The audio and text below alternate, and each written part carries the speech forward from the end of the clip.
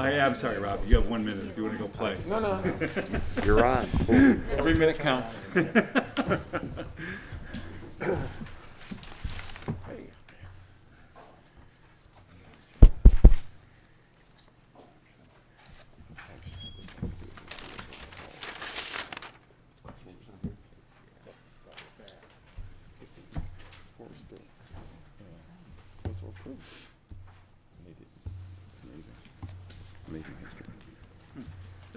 No, he's in Maryland or something like that.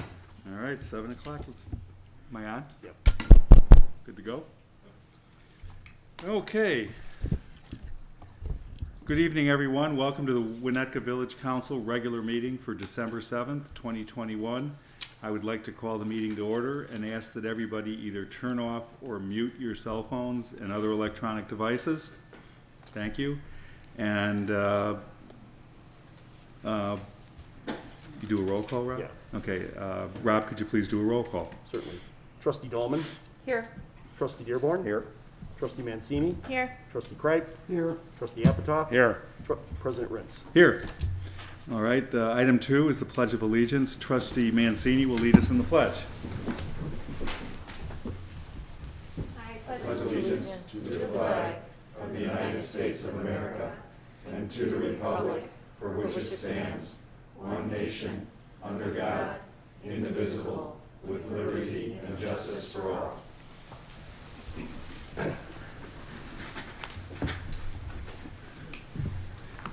What did I do with my Gatorade? I lost it. I didn't see you walking in. Uh-oh. It's probably sitting outside. Okay, quorum. Rob, you want to check quorum for the Certainly. remaining meetings? Next meeting is December 14th. Does that date look okay for everybody? Yes. Okay. And the December 21st meeting, we have 4 council members absent, so that meeting will be canceled. Okay? And that should do it for this year. Great.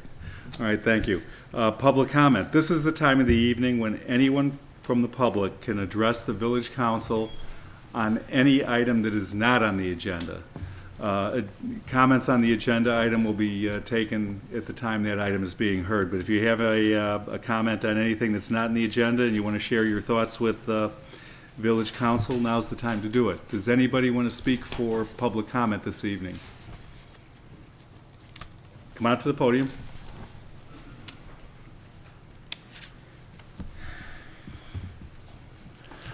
Good evening. I'm Jim King.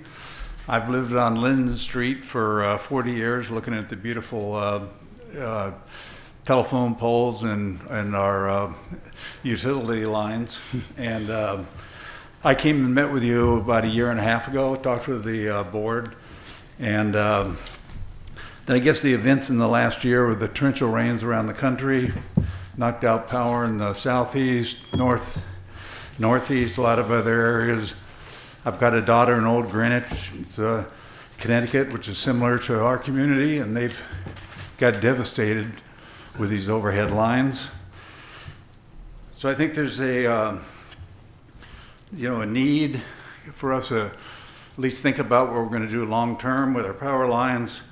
We've got this infrastructure capital coming in, and we ought to think about where we go from here. In 2017, there was a group on Linden from Hill Avenue up to Willow that put together, really studied the overhead lines and how to put them underground and what have you.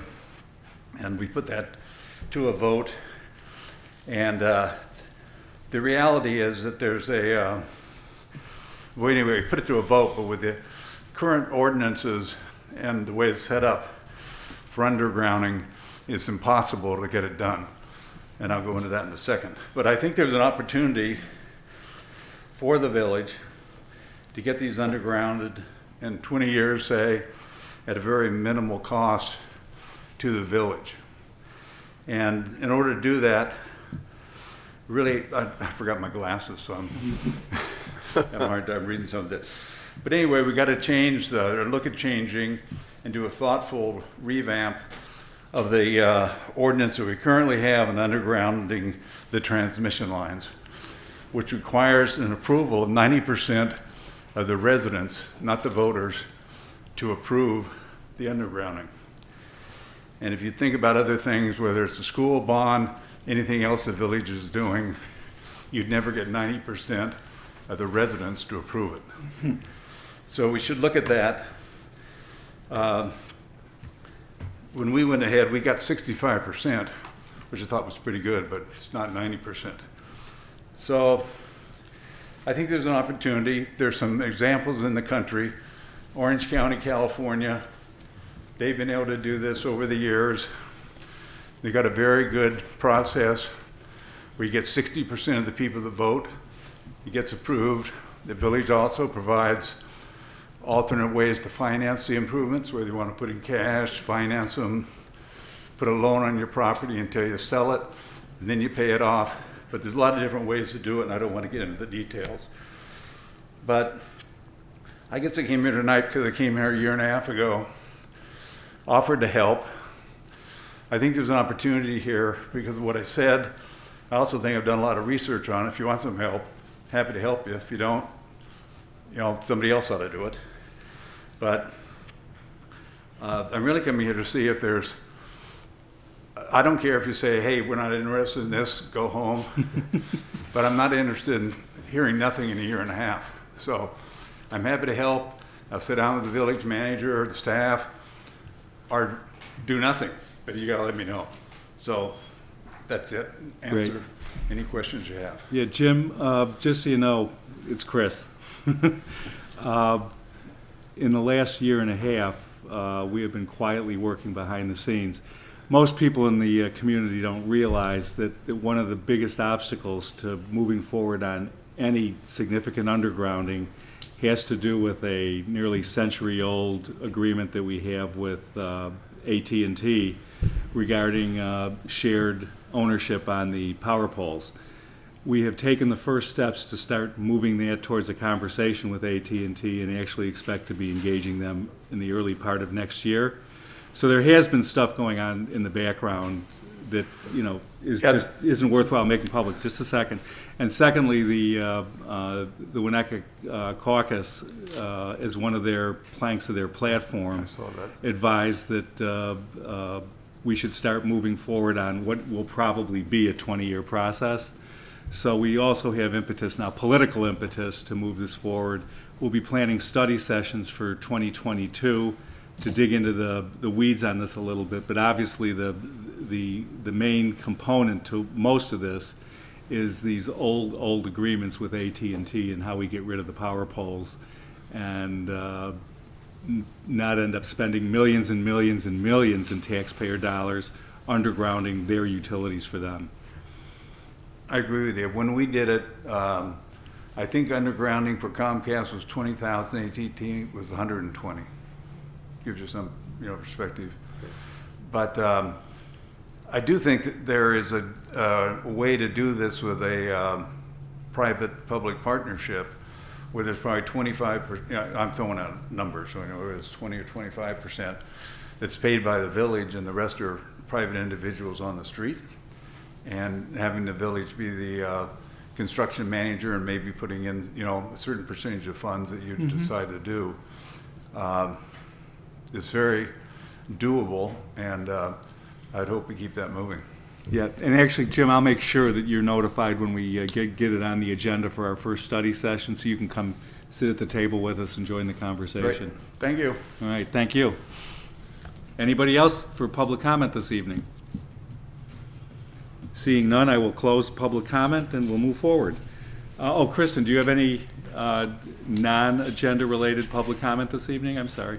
So President Ritz, we did receive an email in advance of the meeting for an item that's not on the agenda. Sure. So I'll step to the microphone so you can hear more clearly. Okay.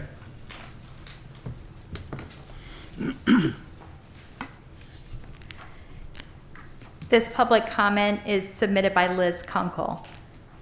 Dear Village Trustees, I was very excited to learn last week that the village plans to incorporate food scraps/organics collection as part of the RFP for residential recycling services that will be issued in early 2022. I would like to also encourage the village to view any curbside or other program offered by the recycling hauler chosen through the RFP process to be one part of, not all of, the composting options the village offers. A drop-off location at Public Works or elsewhere provides added flexibility and access. An exclusive arrangement with a container swap provider like Collective Resource Compost or Waste Not Compost would lead to reduced costs for residents and businesses who choose that type of service.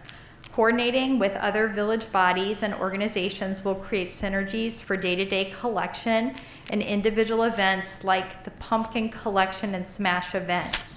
I would also like to encourage the village to revise the language around the composting program on the village website to emphasize and clarify for residents and businesses that food scrap reduction, landfill diversion, and composting are priorities for the village.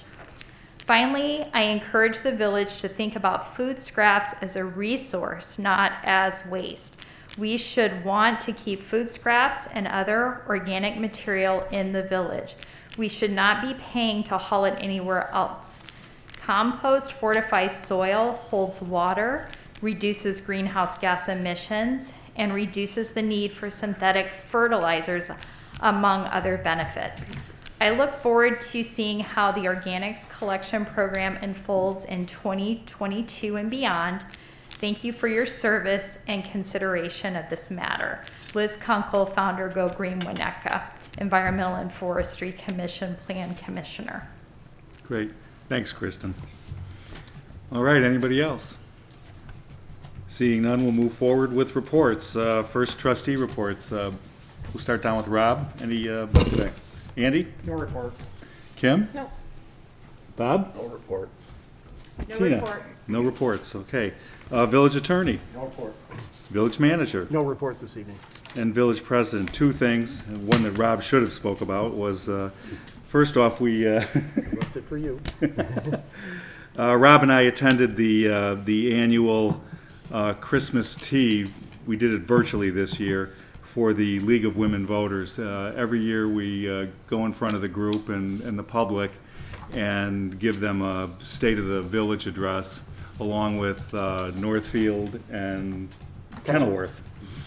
And it was a great event. People were very excited about what we shared with them. Rob gave a fantastic report. And if nothing else, when you hear what has transpired over the last 12 months, despite COVID here in this village, it really is amazing how much progress we've been able to maintain on all fronts moving forward. So it was a really nice event, and the League is always really good at informing the public on what's going on in their local governments. Secondly, I had the great honor of along with about a dozen 5- and 6-year-olds light the Christmas tree last Friday. It was an amazing event. There was probably, I don't know, Rob, do you have a count on? Oh, you weren't there, that's right. A lot. There was a lot, and I mean, the amount of small children and strollers and families was just amazing. What a great event, and we're looking forward to continuing to enlarge that and make it something really special so that the community looks forward to it just as much as they do the 4th of July event. So we'll start getting to work on that after the holidays, and next year make sure you put it on your calendar if you didn't get there this year. And that's my report. So we'll move forward with item 6, approval of the agenda. Does any trustee wish to remove an item on the consent agenda for a separate vote?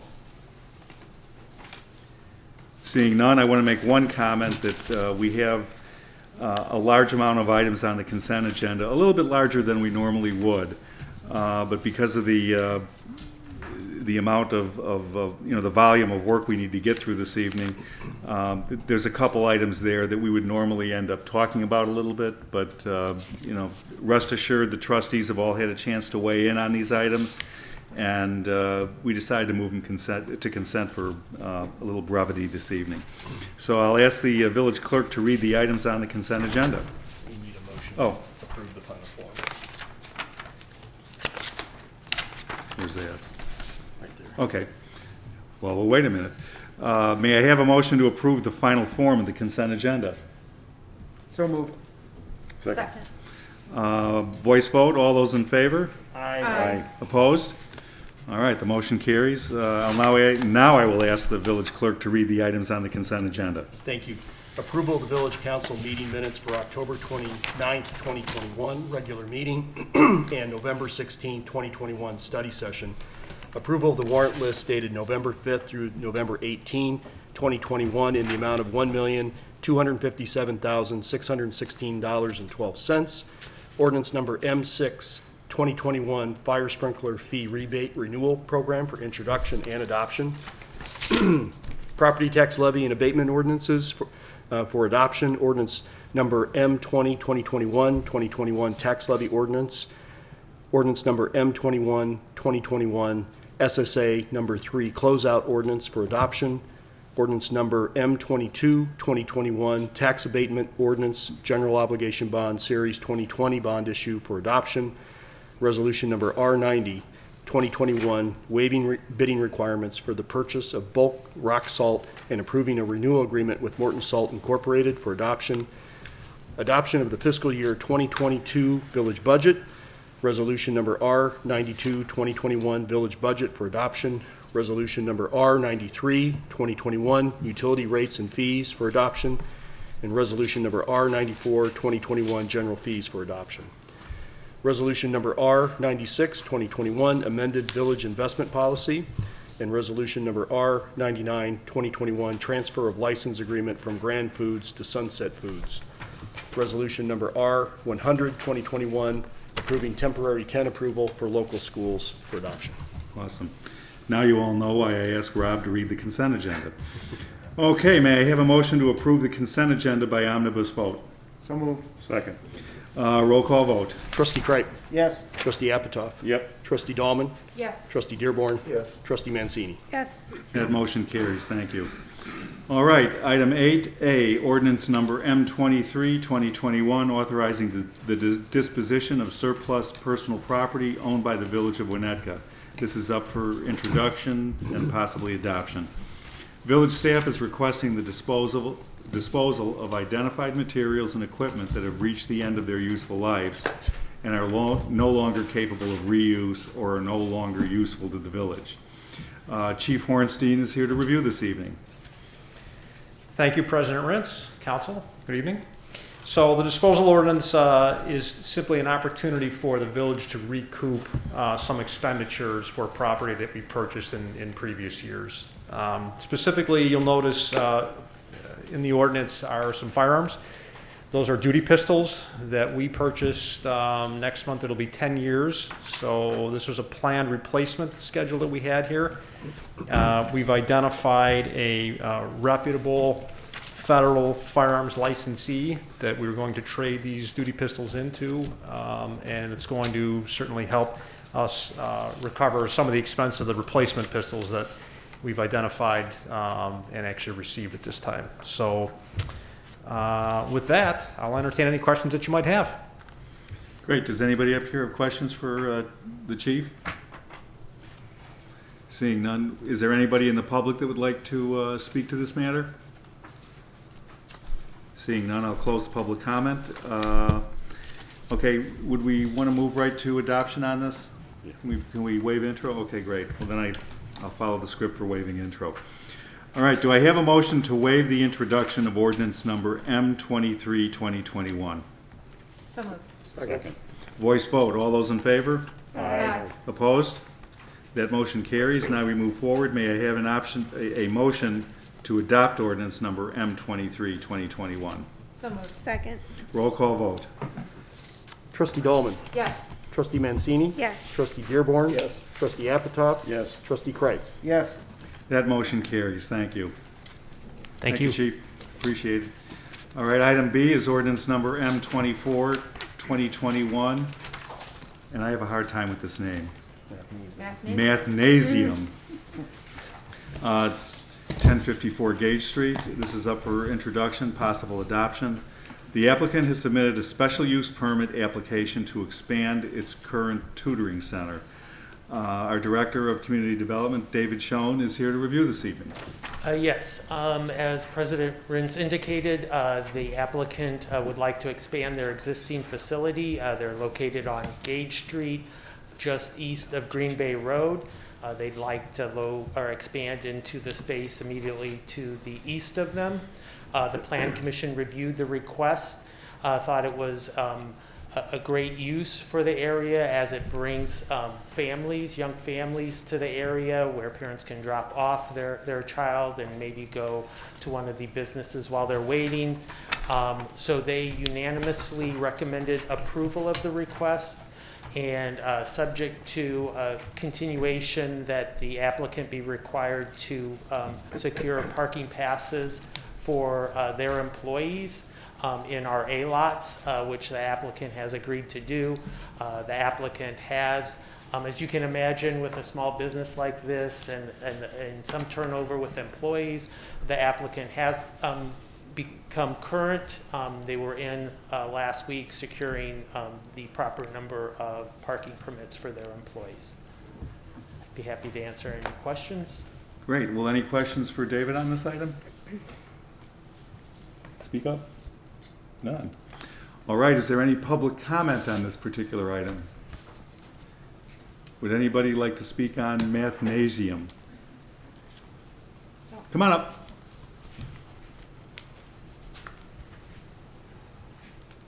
Hey, I'm Javier Santa Cruz. I'm the owner of the Mathnasium here in town. Just happy to have this opportunity to be in front of you to expand the business. When we first moved in, we knew we were in too small of a space. The business has grown to the point where we, I guess, benefited from the laundromat moving out next door, but we're excited for this opportunity. Happy to answer any questions you might have. Okay. Does anybody have any questions of the owner? So that was it was a laundry. I was trying to figure out what was there. It was a laundry? The laundromat, the dog. Pet grooming. Pet grooming. It was pet grooming. I was a big fan when you first moved in, so I still am. Thanks a lot. Yeah, and I was on the plan commission when we approved. I remember. Thank you. Very, very happy to have you in the neighborhood. Appreciate it. Thank you. Where were you when I was in New Trier? That's good. I could tell you a story, but I won't. All right. Well, thank you very much. Appreciate it. Thank you. Any other public comment on this item?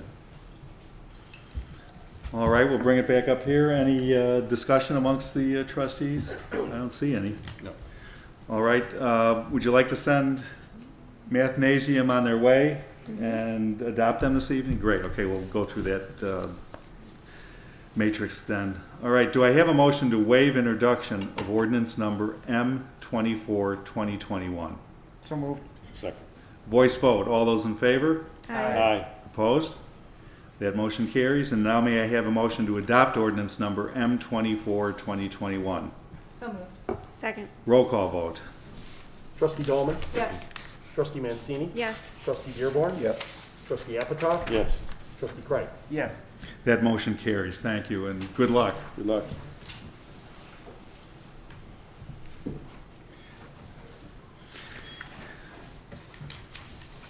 Now my story about math, about grade school math is stuck in my head. All right, we're moving forward here. Item C is resolution, wait a minute. Oh, I got up too soon. Sorry. I know nothing about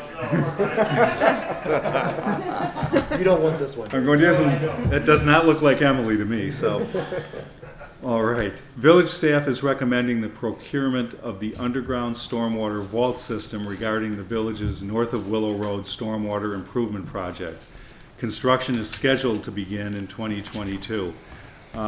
Emily, before you take off, I just wanted to say that this is a big big step forward on our stormwater relief. I mean, purchasing all of the underground tanks we require to do this is a real commitment to forging ahead with this project. The good news is it appears that everything is staying right on budget or very close. Correct. And, you know, the drawings are coming together nicely. Mike Waldron is here this evening from Strand, if anybody has any questions. But I am really over the moon at the idea of bringing this forward to the council tonight, because it really reinforces the fact that this is a project that after after 10 years of talking about it is finally starting to move forward. So with that, I'll let our assistant engineer, Emily Grimm, go ahead and run us through the bits and pieces. Sure. Thanks, Thank Emma. you, President Rentz. So as part of the Winnetka Vision Stormwater Project, like President Rentz mentioned, the village is installing 2 stormwater vaults under Duke Childs and Little Duke playing fields.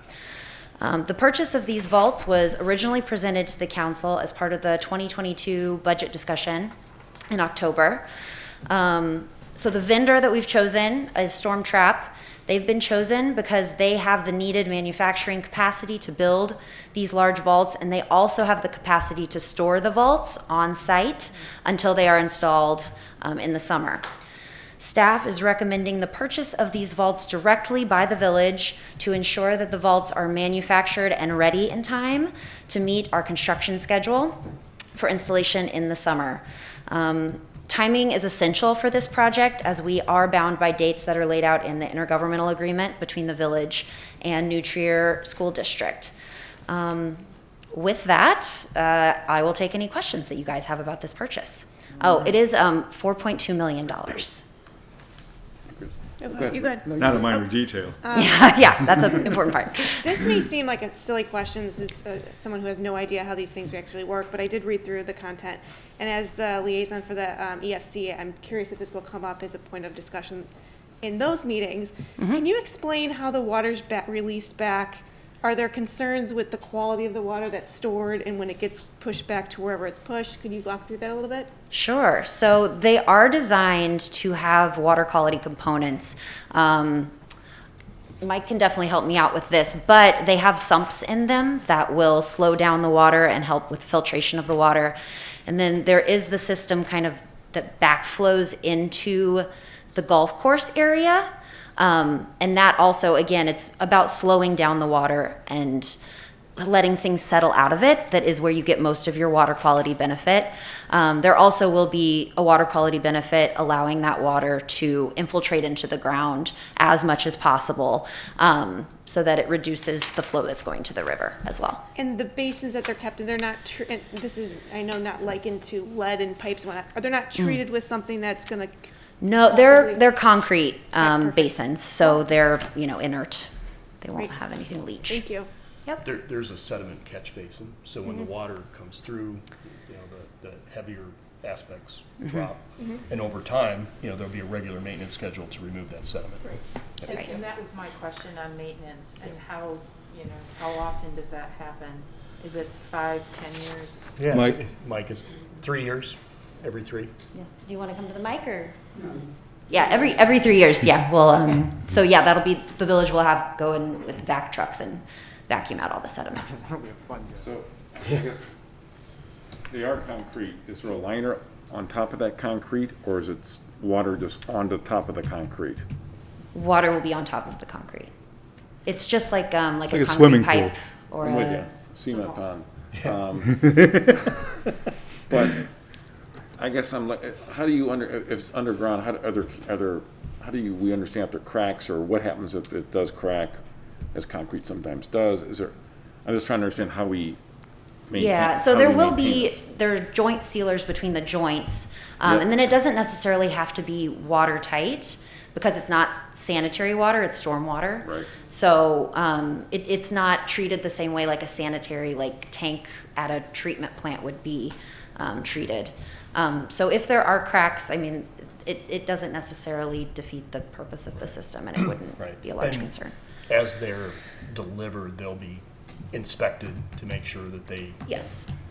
meet the standards for acceptability of manufacture. Okay. So, but over time, I believe, Mike, do you want to weigh in on their, I'm just trying to figure out 20 years down the road, what, on their length, We gotta replace their them? service We life? won't be They should- worrying about yeah, it. It should last a long, long time. Yeah, they'll have a very long life, as Emily had noted, being concrete. There may be a point in time where you'll have to go in, a decade, two later, do some crack filling like you would any type of, maybe a sidewalk that settles or cracks. It also has an under-drain system around the outside too, that's going to be taking groundwater from around the outside of it and contributing that to the golf course also. is there access from up above down? Yeah, there are regular manholes, and then we also have a 4x6 door. It's a big aluminum door that'll allow the village to open. They'll be Okay, able to put a that's machine great. down in there, take care of it. Yeah, thank you. Others? So will the water, I'm sorry, this is an aspect I kind of connected. So the water will be diverted to also help be like gray water for the golf course? Correct. That is part of the partnership, is to supplement their irrigation system. So that's actually a big benefit for us, is that we have a place to send that water to. That's great, Yeah. thank you. But the bad news is we don't get to sell as much water to the park district as we used to either, so. You're doing the right thing. For the greater good, though. Yeah, I know. You don't need to sell them chlorinated water. Okay, other questions? Sounds good. Public comment. Does anybody have a comment on our impending purchase? Seeing none, we'll bring it back up. Any comments, discussion, or anything? Great to see it moving forward. Yes, sir. Thank you. All right, we'll move forward then. Do I have a motion to adopt resolution number R98, 2021? So moved. Second. Roll call vote. Trustee Craig? Yes. Trustee Mancini? Yes. Trustee Dearborn? Yes. Trustee Dahlman? Yes. Trustee Apatow? Yes. That motion carries. Thank you. Woo! Thank you, Emily. Thank That's you. a good one. Thanks, guys. Okay, time to go home. All right, item 9, old business, there is none. Item 10, new business, 714 to 740 Elm Street and 511 to 515 Lincoln. Stone Street Partners, Plan Development Concept Plan Review. The applicant has submitted a Plan Development Concept Plan application for a 5-story mixed-use plan development consisting of residential and commercial use. David, before you start, I have a couple comments I'd like to make. You can stay there, it's okay. I just want to remind everybody up here and in the room that this is a concept review of a new physical building, a proposed physical building in the village. We are not here at this point in time to comment or disparage or do anything like that relative to the developer and his team. There will be plenty of time to resolve those sort of issues further down the road if the project actually materializes into a full-blown PD application in the future. So I would like everybody in the room to please keep your comments related to the building, because that's what we're here to review this evening, is a building. And any comments related to the development team will not be permitted. And if persisted, we'll just ask those individuals to stand down and save their powder for another day. So with that said, David, you can go ahead and give us your story. Okay. So as you are aware, we're having some audio-visual issues this evening. So you have a hard copy of staff's presentation at your space, as well as the applicant's presentation. So we'll have to refer to pages as we're going through. Also, for members of the public, if you didn't notice, there are copies of the presentation at the door, so you can follow along as well. So this evening, what I will do is briefly describe the plan development process. So as much as for the council, but for the public to understand where we're at and what would happen if the applicant chooses to move forward, review some general site information, and then I'm just going to go over very briefly identifying zoning and subdivision relief that would be necessary. I'm going to leave it to the applicant to describe in detail their project. So turning to the second page of my presentation, we are at the concept plan review stage. Our plan development process includes 3 major public review components. We're at the first one tonight. Tonight, the applicant will present their concept to the council, and then tonight is an opportunity for council members to make comments or suggestions on the proposed development. Just want to make it clear that any comments tonight are preliminary, advisory, and are only the individual views of council members. The council will not be voting this evening on this project. There will be no binding action. Nothing that's said here tonight will bind the council to any future action. So I just want to make it clear that we're at the concept plan stage. So then on page 3 shows the next 2 steps. We'll have a preliminary plan review process. During that process, the applicant will have to submit more detailed plans. They will be presented to 2 advisory bodies who will hold public hearings. Property owners within 250 feet will be notified of those public hearings, as well as there will be signs posted and newspaper notices posted.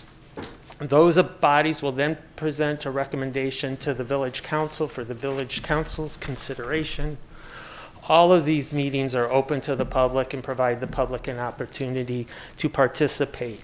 Should the council approve a preliminary plan, then the applicant would have to submit final plan approval, which are even more detailed plans, which then would come back before the council for review and consideration. Turning to the next page, so the subject property that we are talking tonight is located on the southeast corner of Lincoln and Elm. It contains properties that include 5 vacant buildings.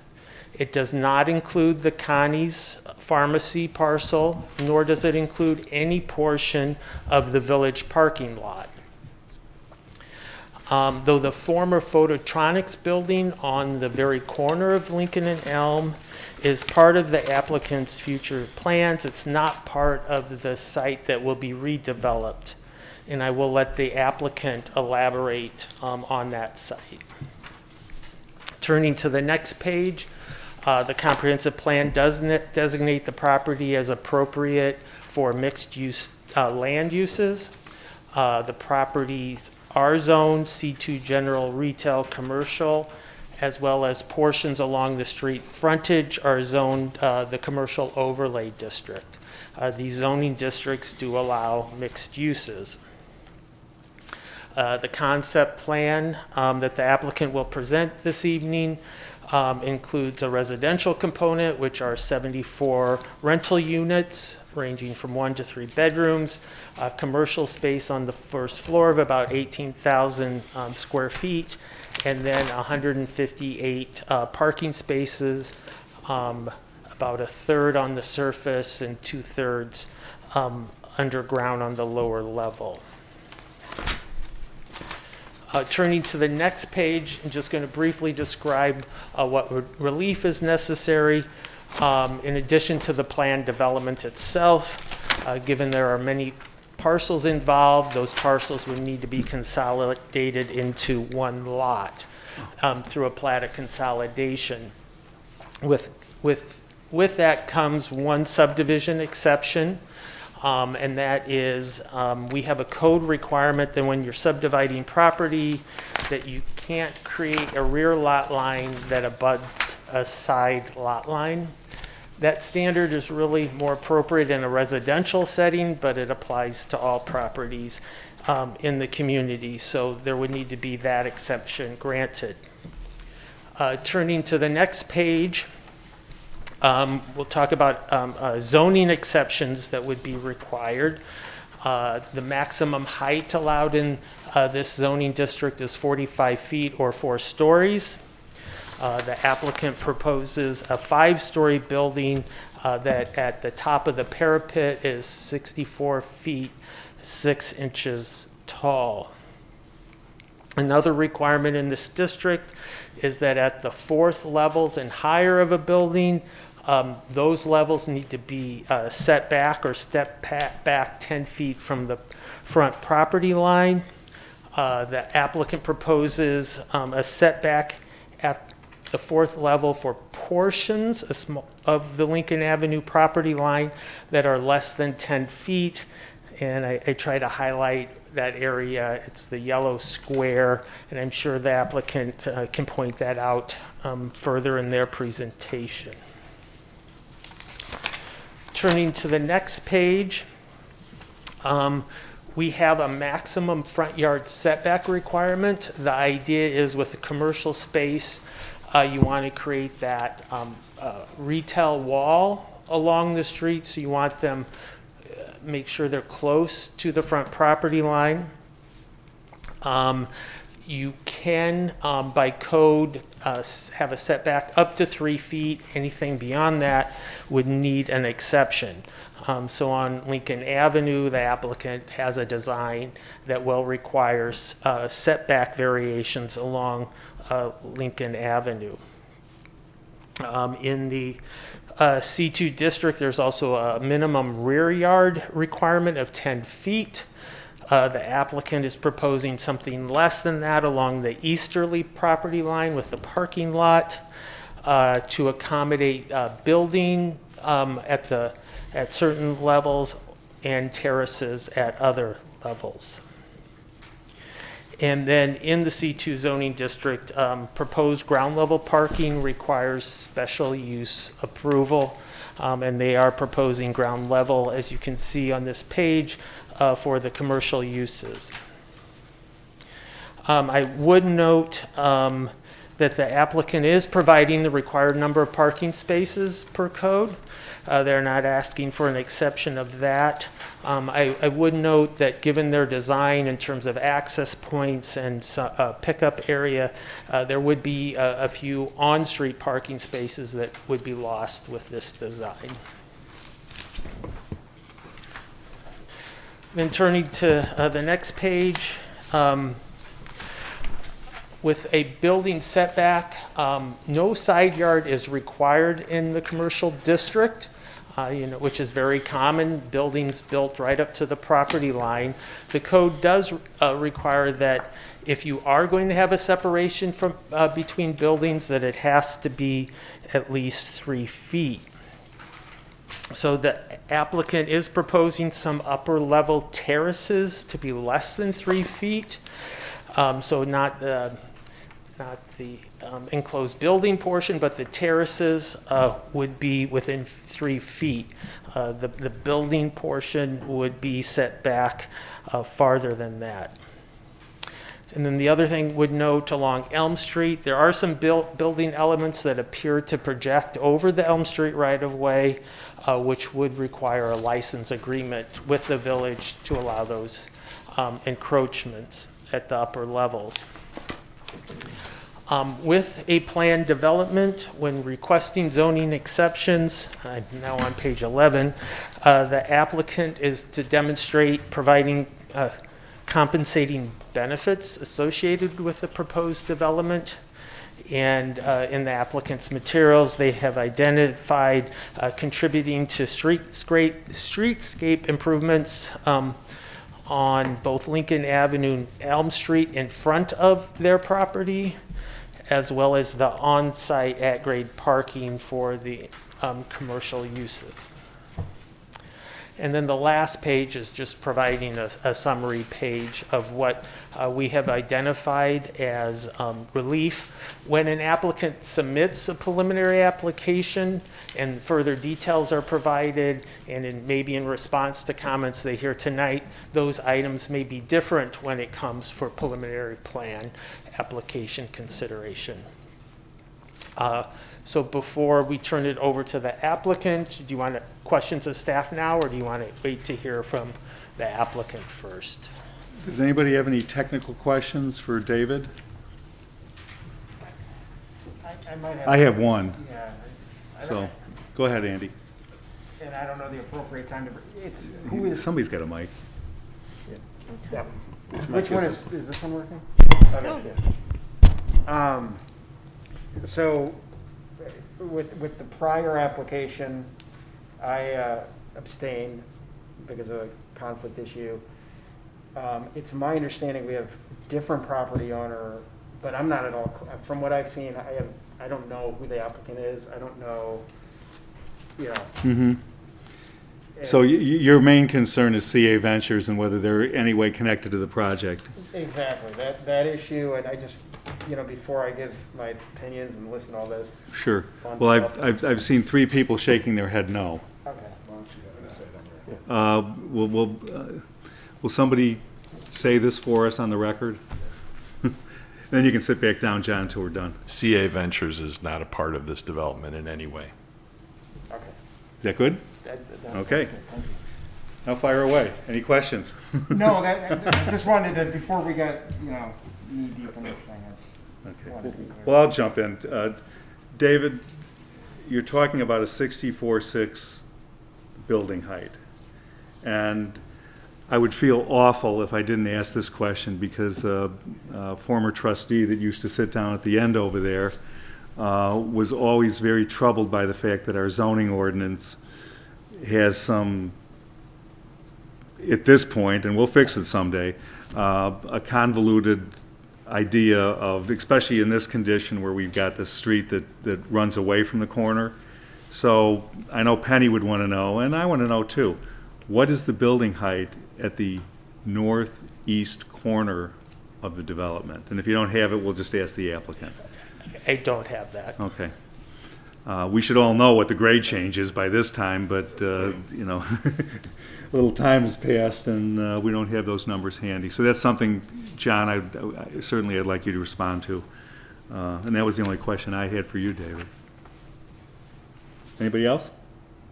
Okay. I have questions on overhang, but I guess we can do when they'll describe it, I think, in more detail. I'm Yeah. just kind of a little confused on what that really means. And maybe John will be able to walk you through that since he knows the building in and out. So at this point, we'll hear from the applicant. Thank you, President Rentz and Council. My name is John Talty. I'm with OKW Architects and the author of the information that you have before you tonight.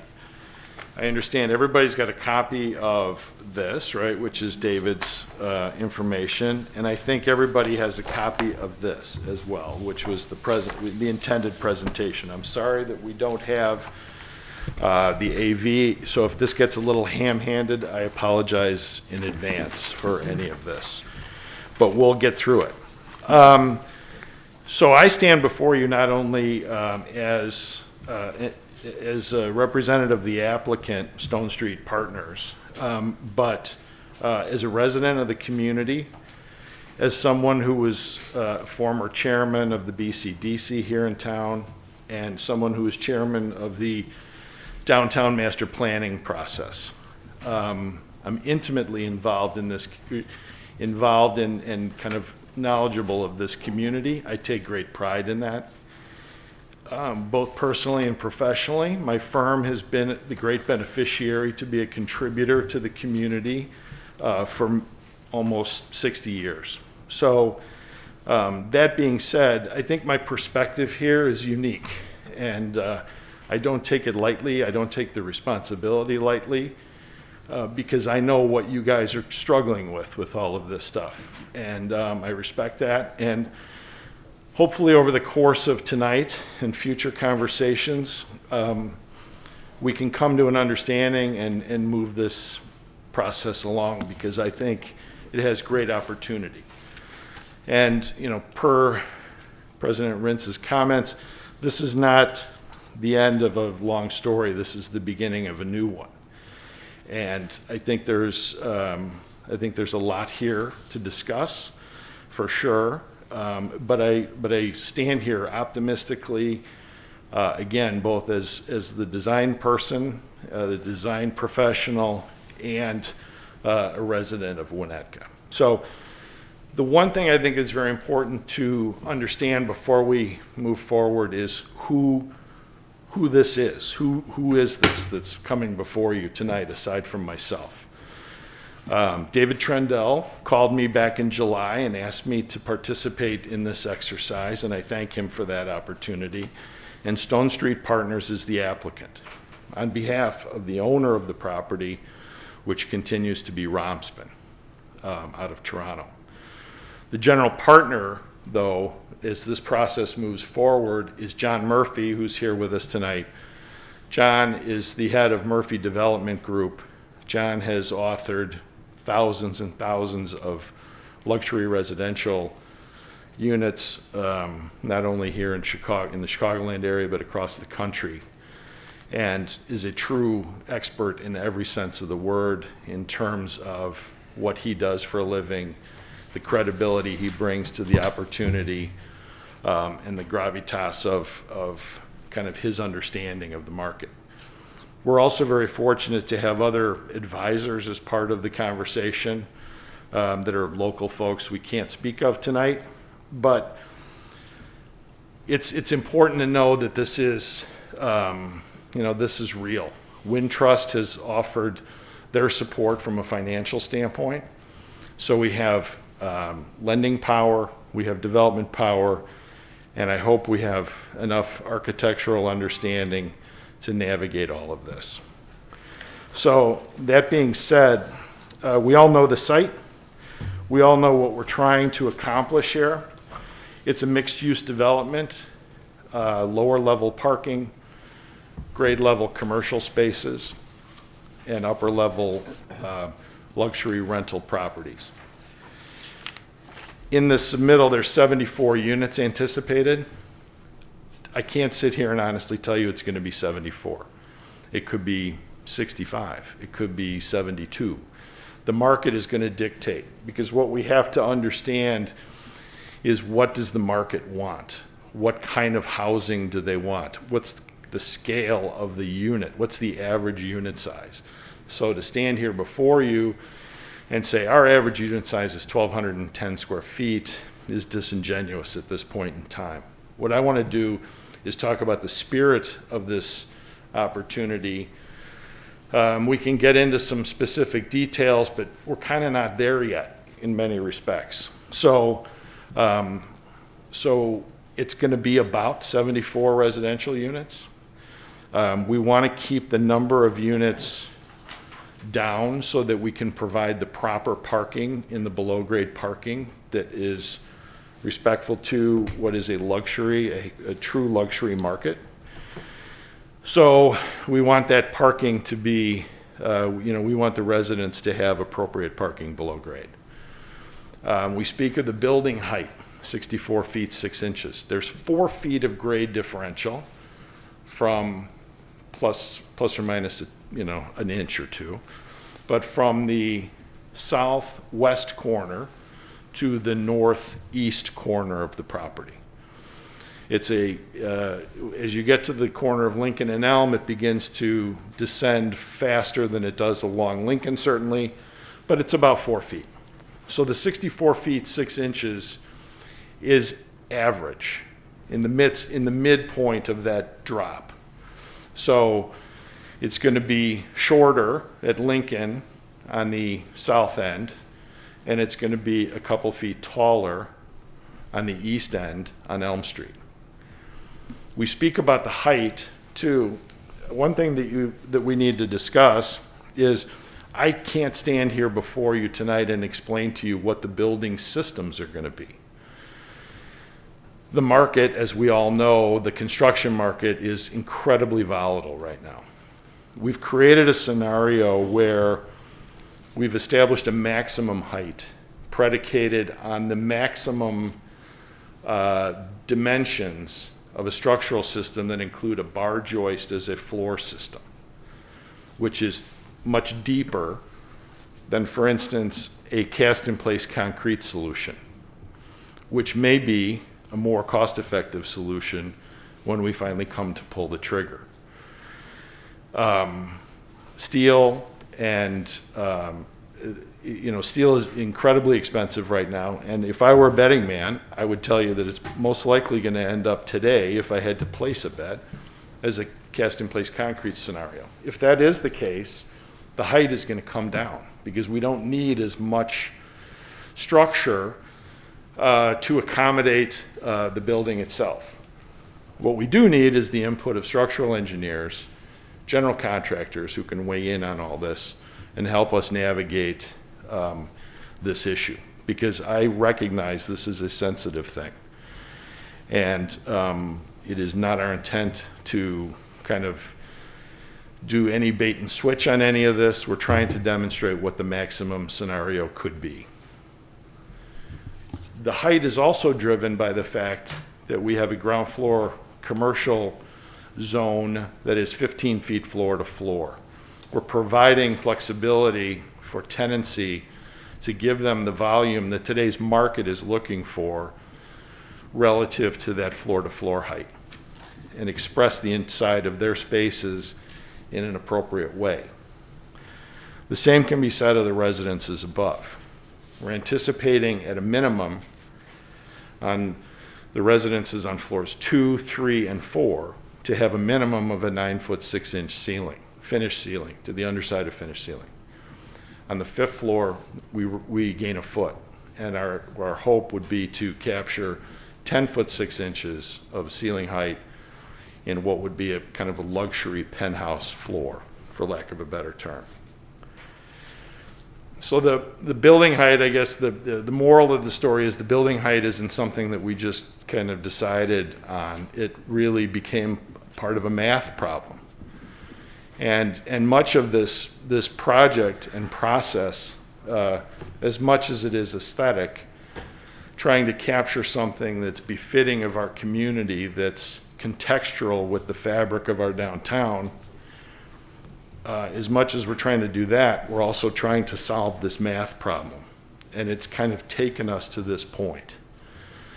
That represents, not only the footprint and the scale of the floors themselves, but the height of the building ultimately. So you can join that with the fact that it's a very complex site. We have and David, step in if I misspeak, because I might very well. We have a front yard on Lincoln. We have a corner side yard on Elm. We have a rear yard to the east, and we have a side yard to the south.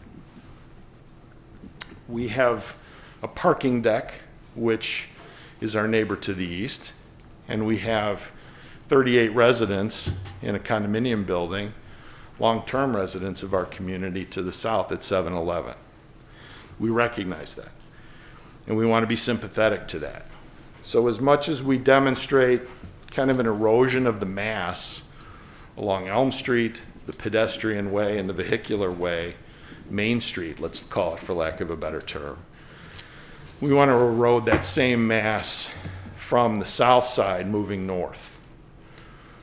The ground floor on the south side of this building will fundamentally be an enclosure for the indoor parking that sits on the ground floor of the building. A 12-foot terrace sits atop that. The building is stepped back 12 feet. That same setback is on floors 2 and 3. Floor 4 is stepped back even further. I believe it's another 12 feet. And 5th floor is stepped back again. So that, and I think it's important to discuss this because I want our neighbors to understand that we're thinking of them. We're not trying to do this in a vacuum. We recognize that the best solution to this problem is going to be one that has community input and council input and all the other folks as part of the village process. So again, 12 feet setback at the 2nd floor, 22 at level 4, and 32 feet at the 5th floor. Some people call it a wedding cake, but it's part of the design strategy for the building.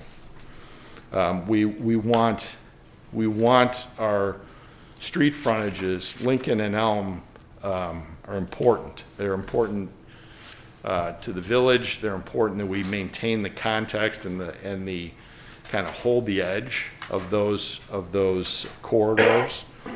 We do, however, on Lincoln, pull the building back in hopes of creating some open space in front of this to give it some relief, provide an amenity perhaps for the building or tenants, and offer a little bit of relief along that road.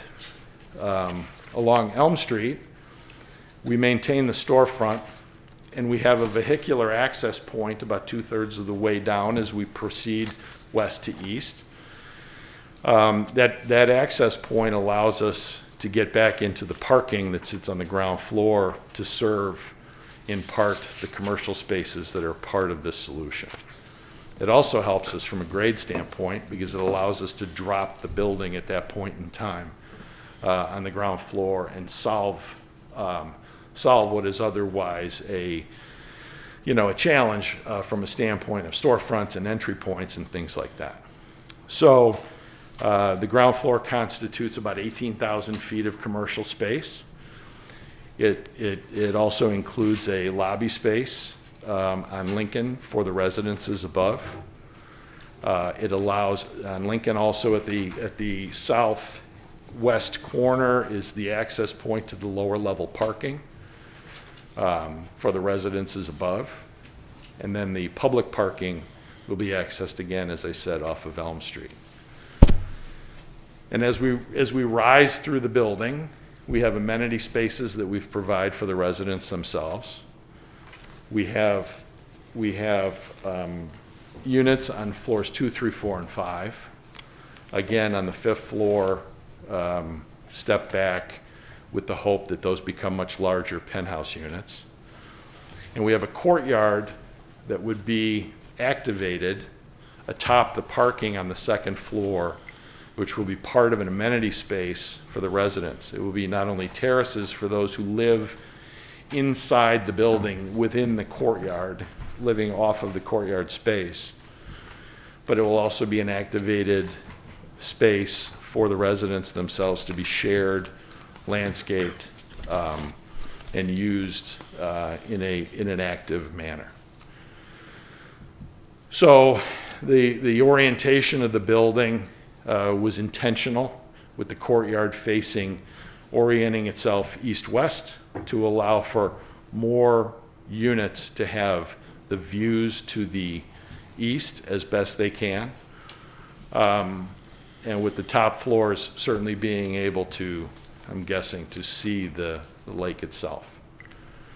It was discussed, phototronics remains in the deal. The intent of the applicant, the owner, general partner, is to repurpose that building and reactivate it as part of the existing fabric.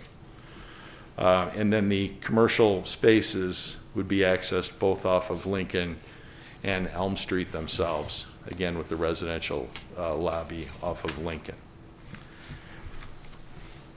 We talk about the architecture of the building. Much has been, said of who we are as a community and what we, where we sit architecturally, our heritage, and the buildings that are part of what makes us Winnetka, what makes us unique.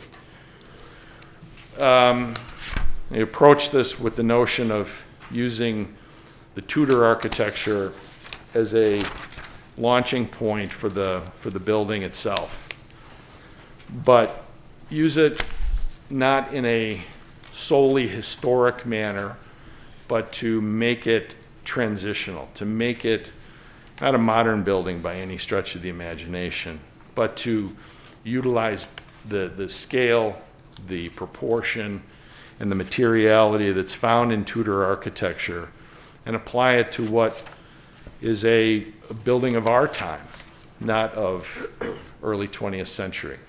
So the renderings that are included, that's Elm Street that you see in the three-dimensional rendering, and the elevations begin to tell that story. Trying to express fundamentally a 3-story building along Elm Street that's further set back for floors 4 and 5 that would be of a lighter material that sits back and recedes from the public eye. The hope is to activate the street too with the residences above. We all know the importance of Elm Street in our community in terms of how we use it publicly, how it fits into the community. And so we want balconies and terraces for the residents to be able to be a part of that story too. So there's an intentionality of that indoor-outdoor relationship between the units themselves and the community in which we live. I think it's important to know too that this is a town that really desperately needs something like this. The idea of luxury housing in a rental market for our community, I think, is an important thing. It offers continuity for residents who have lived here a long time, who have grown weary of maintaining large homes or paying the taxes associated with them, but yet want to have a toe in the water with their kids, their grandchildren, their club, their church. And I think this offers that opportunity from a kind of a greater good perspective. I think it also addresses a changing landscape in how we think about shelter and how we think about what we call home. And I know a lot of people who are my age and younger who have chosen to no longer be homeowners, but be full-time renters because it just makes more sense to them. The cost is identified, the maintenance is cared for, and it makes for just an easier lifestyle for certain people. Whether it's 65 or 75 units, whatever that might be, ultimately, I think there are 65 to 75 people who would really relish the opportunity to be a part of this someday. So with that in mind, I think the thesis of this project is really strong, and it's something that we as a community need. We see it happening to the communities around us. It's not an arms race by any stretch. We don't need to be, we're not Lake Forest, we're not Highland Park, we're not Wilmette. But the landscape, the built environment is changing. And I think it's important as a community that we recognize that and we take the steps necessary to be a part of that story as our downtown evolves. I echo your comments, President Rintz, in that, you know, despite the chaos of the last 18 months, this community has continued to kind of evolve. And especially last summer, it was very evident. The notion of driving around town and seeing the activity at 501 or Toco or Fred's or in Hubbard Woods, the things that were going on, the activity of the park and the band shell, it was really amazing to witness. I'm confident that a deal like this would only add to that conversation and only be another feather in our cap in Winnetka. So I could go on forever to talk about this thing, both specifically and kind of spiritually, but I kind of look to you to offer your thoughts and answer any questions you may have as to what you think about it, where it's good, where it's not so good, and how can we advance the conversation. So I thank you for your time. Thanks, John. I think we'll go to public comment. Is that okay, guys? Is that okay with you guys? Okay. I'll open it up for public comment, and then we'll bring it back up here for questions, and then we'll each get our own individual bite at the apple to discuss the project in greater detail. So at this point in time, I'd like to open the microphone up for public comment. Is anybody, and Kristen has some, actually, hold on. Let's go ahead and hear what, we did receive some emails on the subject, and we'd like to read those into the record as well.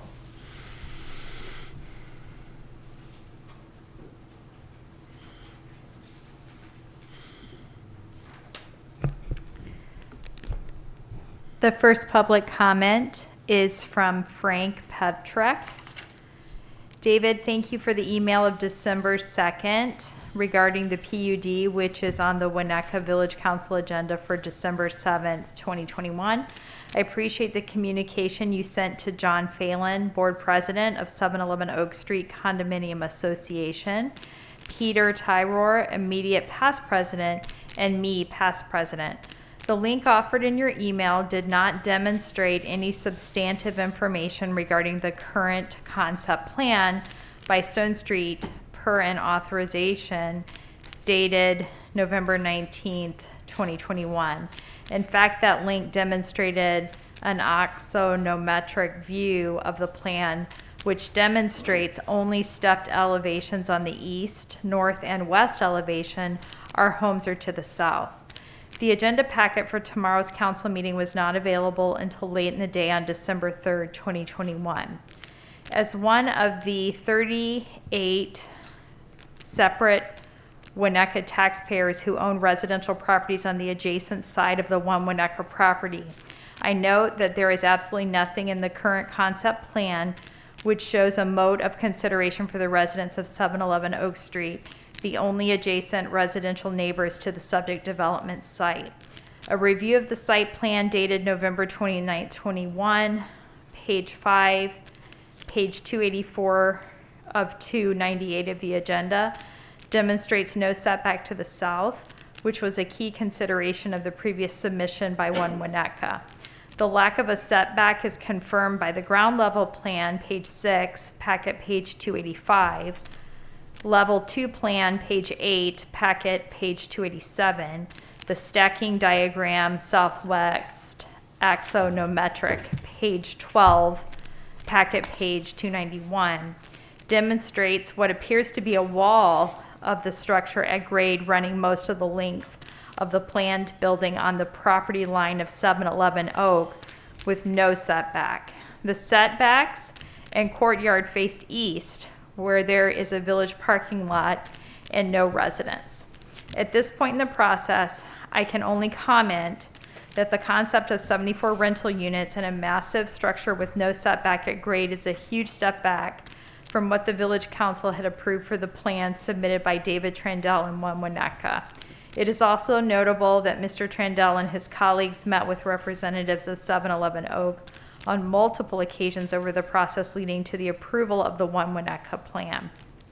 The first knowledge we had of this current proposal was your email of December 2nd, 2021. I urge you and the Village Council boards and commissions to remember the Winnetka residents who live adjacent to the site under consideration. We are a long-established neighborhood and very much a part of this village that is our home. Thank you and best regards. Additionally, the second comment was also a response to that email from John Phelan, president of 711 Oak Street Corporation. David, that goes for the board at 711 Oak Street as well. We want to be good neighbors, and we are certainly willing to work with the developers in the village so that our needs are heard and taken into account. We would greatly appreciate it if the village could steer the developer in our direction so that we can sit down and have a discussion about our concerns. I plan to be at the meeting tonight. I understand there's no Zoom link for tonight's meeting to see how things go. We look forward to working with the developer on their plans for the site. Best regards, John Phelan. Okay, thanks, Kristen. Now we can open it up to people in the room. Would anybody in the room like to speak on this item? Come on up, Mark.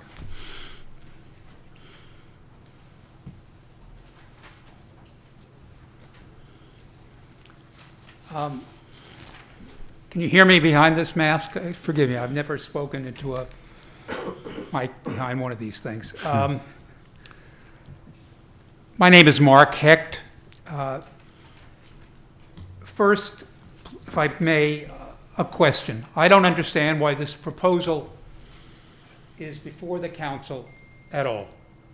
There's been no attempt to comply with Winnetka's zoning law. For starters, asking for a 43% increase in the permitted height from 45 feet to 64.5 feet is quite simply insulting. Couldn't David Schoen or Chris, you yourself, simply tell the developer not to waste their time or the council's time with a proposal like this that doesn't begin to meet the zoning requirements? My own view which I think will be seconded by anybody who actually knows the situation on the ground at Elm and Lincoln, is that any project with as many units as this proposal contemplates, even if it goes down to 50 or less, will simply ruin, absolutely wreck the West Elm Business District. Anybody who's been on the ground in real time will confirm that even with only one store, namely Connie's Pharmacy, actually active and operating, there's been next to zero on-street parking available during daylight hours. And of course, congestion and parking will be even more difficult with the new and apparently popular restaurant opened on the northeast corner of Elm and Lincoln. Those are some of the facts of life. Another fact of life is that the developer will bring in a traffic consultant who will tell the council exactly what the developer pays the consultant to say. And you should never, ever rely on that, as you undoubtedly know. If the project can be built, the developer can always take the money and run, whereas the people of Winnetka will have to live with an oversized project for decades. I think that the only sensible solution for any new development in this particular area of downtown, is to insist on strict compliance with the zoning laws, particularly height and setback restrictions, and not allow any exceptions. None whatsoever. Full stop. The exceptions that were granted again and again from 2018 to 2020, like the exceptions that were granted again and again in 2008 through 2012, were serious mistakes. Don't repeat those mistakes. Please focus on what is in the long-term interests of the village. I know that people all over the village are exhausted. They're exhausted because this site has been vacant since 2008 due to one failed development plan and one developer after another. Those proposals, which all went nowhere, were, and you're not going to like what I have to say, Chris, they were all aided and abetted by a village council that approved one bad plan after another because council members simply did not have the backbone to say no. Please, don't make a deal just to calm people down and get a developer off your back. You'll wind up like Neville Chamberlain in 1938, coming back from Munich and proclaiming peace in our time. A better model, a better government model for this council with this project and any project in this particular area is the Nancy Reagan model. Just say no. Stick to the law and go like that. And Chris, if you would,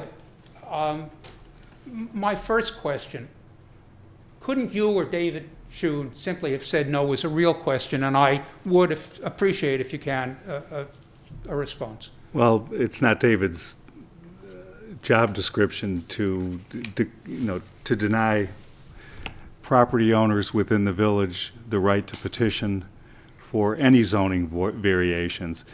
The owner of the property has the same rights that you and I do, Mark.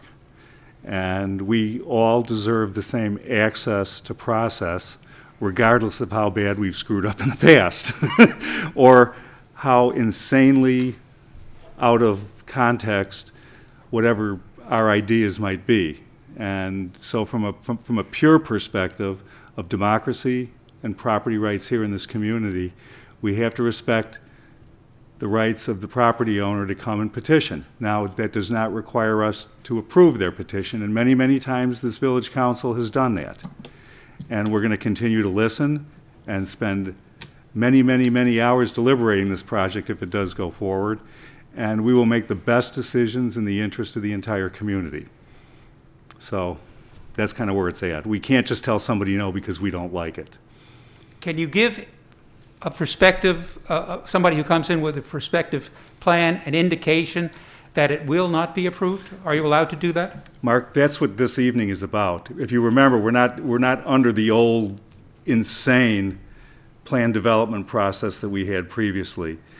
Now, a developer, their first stop in their process is to come and hear what us 7 have to say.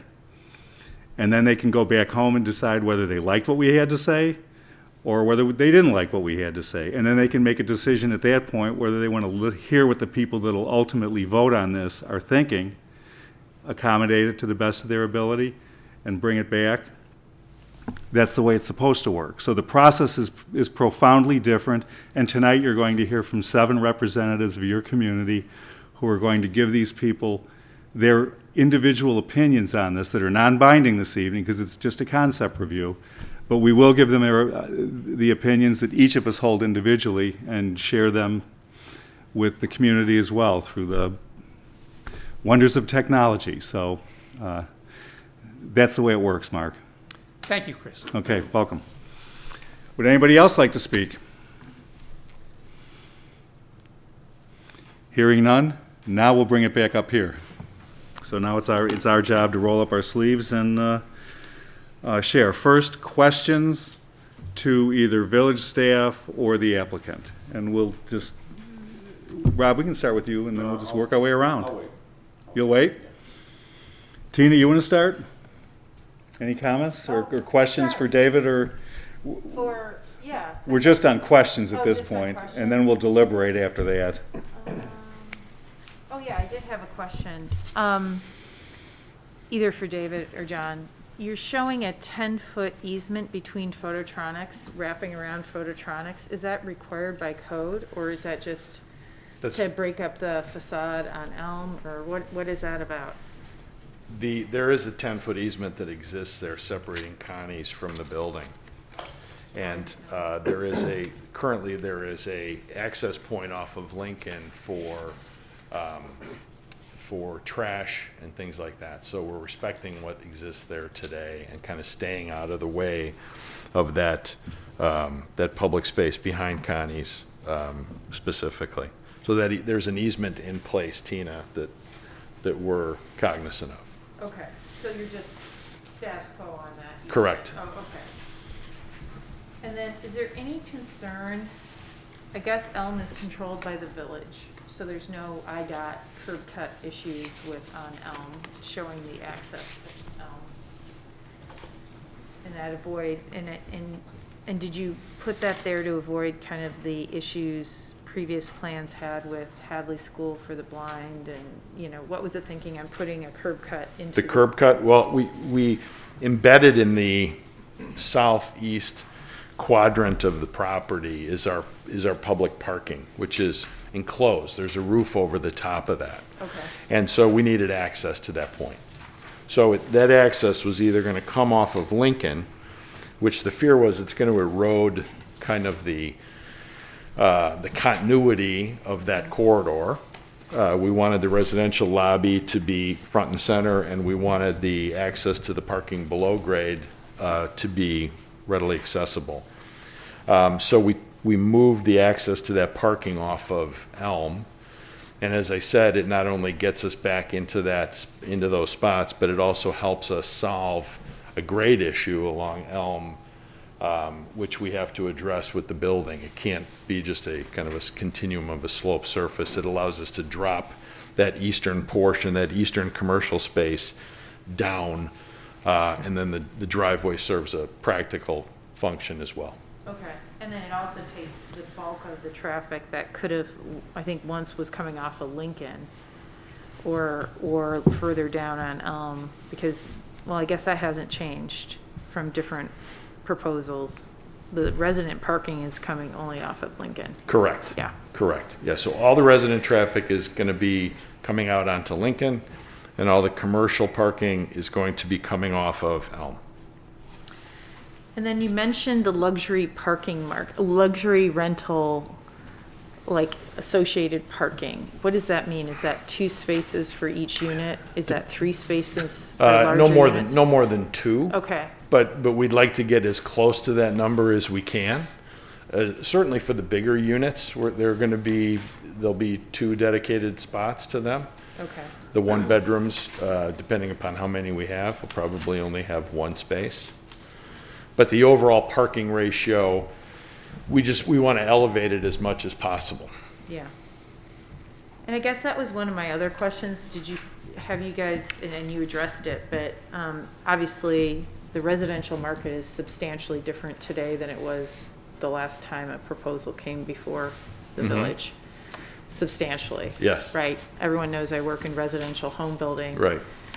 You know, so is there at some point you're going to do a demographic study, rental versus fee ownership, 1-bedroom, 3-bedroom mix? Absolutely. We're going to do a deep dive into what the market wants and understand that, and we're going to design to it so that we're providing the best widget for the marketplace.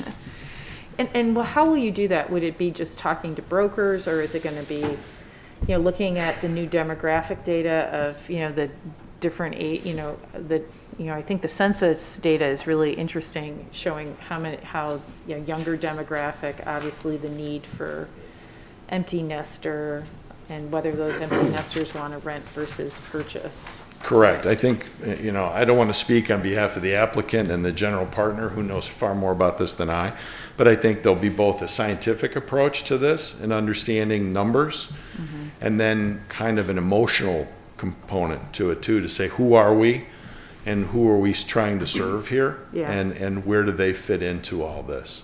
So I think it's going to be a blending of those 2 things, but it will not be a shot in the dark. It will be a very intentional kind of design process. So again, relative to the unit count, how we divide the building up remains to be seen. We're trying to take a really good educated guess right now, but it could change. And I guess at what point are you putting a stake in the ground? Let's say you get through this process, would it be, before you come back with preliminary, or at what point? I think when we come back to you, you're going to understand that well. Okay. Yeah, you're going to have a very good understanding of what this is, because at that point in time, we're going to need to kind of roll this into, next steps. Right. Because that's going to drive design. Sure, yes. Just like the decision of steel versus cast in place. Correct. It's concrete. very much a part of the design process. And so, as if we're fortunate enough and we make the decision to kind of move this forward, it's all going to start happening very quickly. Okay. Because the design review board's going to want to weigh in on that, how it affects the shell of the building and the aesthetic. What those terrace spaces really are, what's the right size, how do they get addressed? So it's all coming. And then just to refresh my memory, some of the underground must-haves, in addition to the underground parking for the parking, sufficient parking for the residents and the commercial spaces, you've got a stormwater vault underneath. Yeah, and I apologize, I should have talked about that. Beneath the Yeah. lower level parking, there's a vault.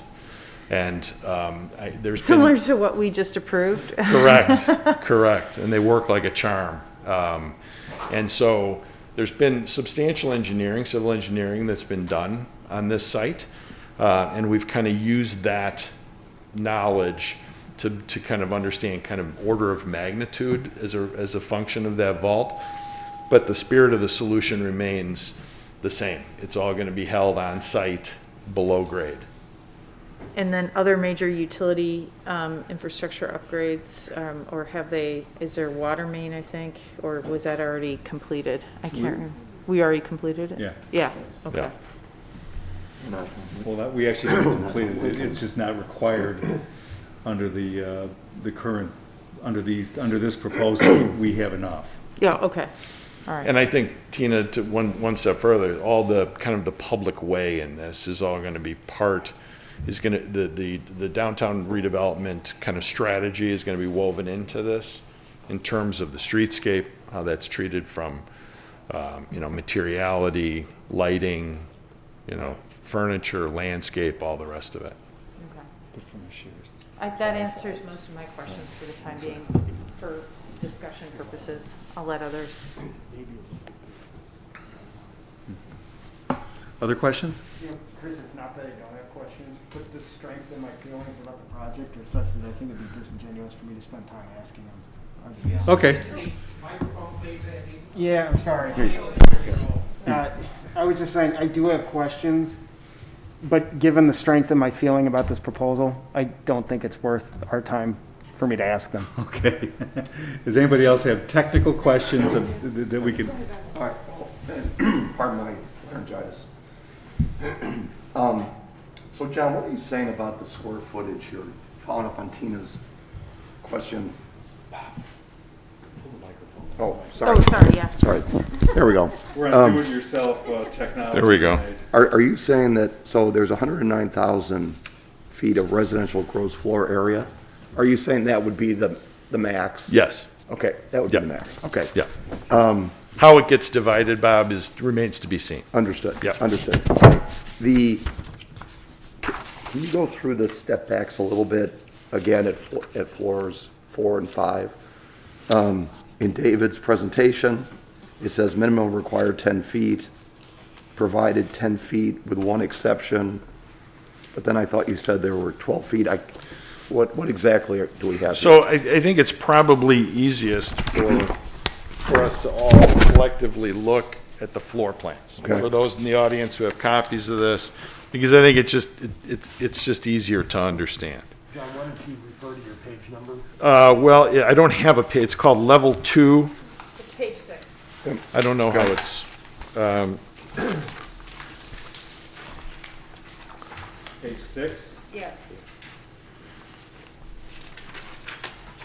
Your presentation has page. oh, beautiful. Okay, I'm sorry.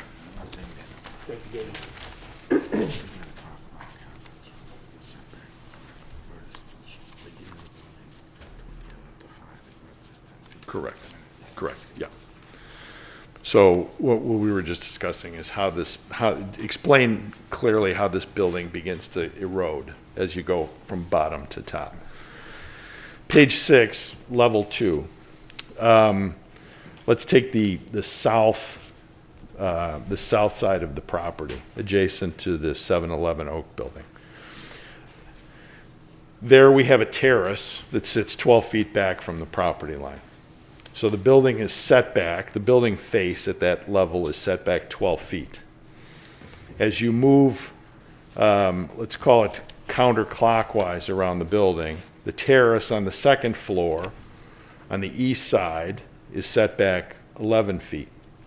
That same terrace exists on the north wing of the courtyard, and it's set back 11 feet. So on both the south elevation and the east elevation, the building starts to step back on level 2.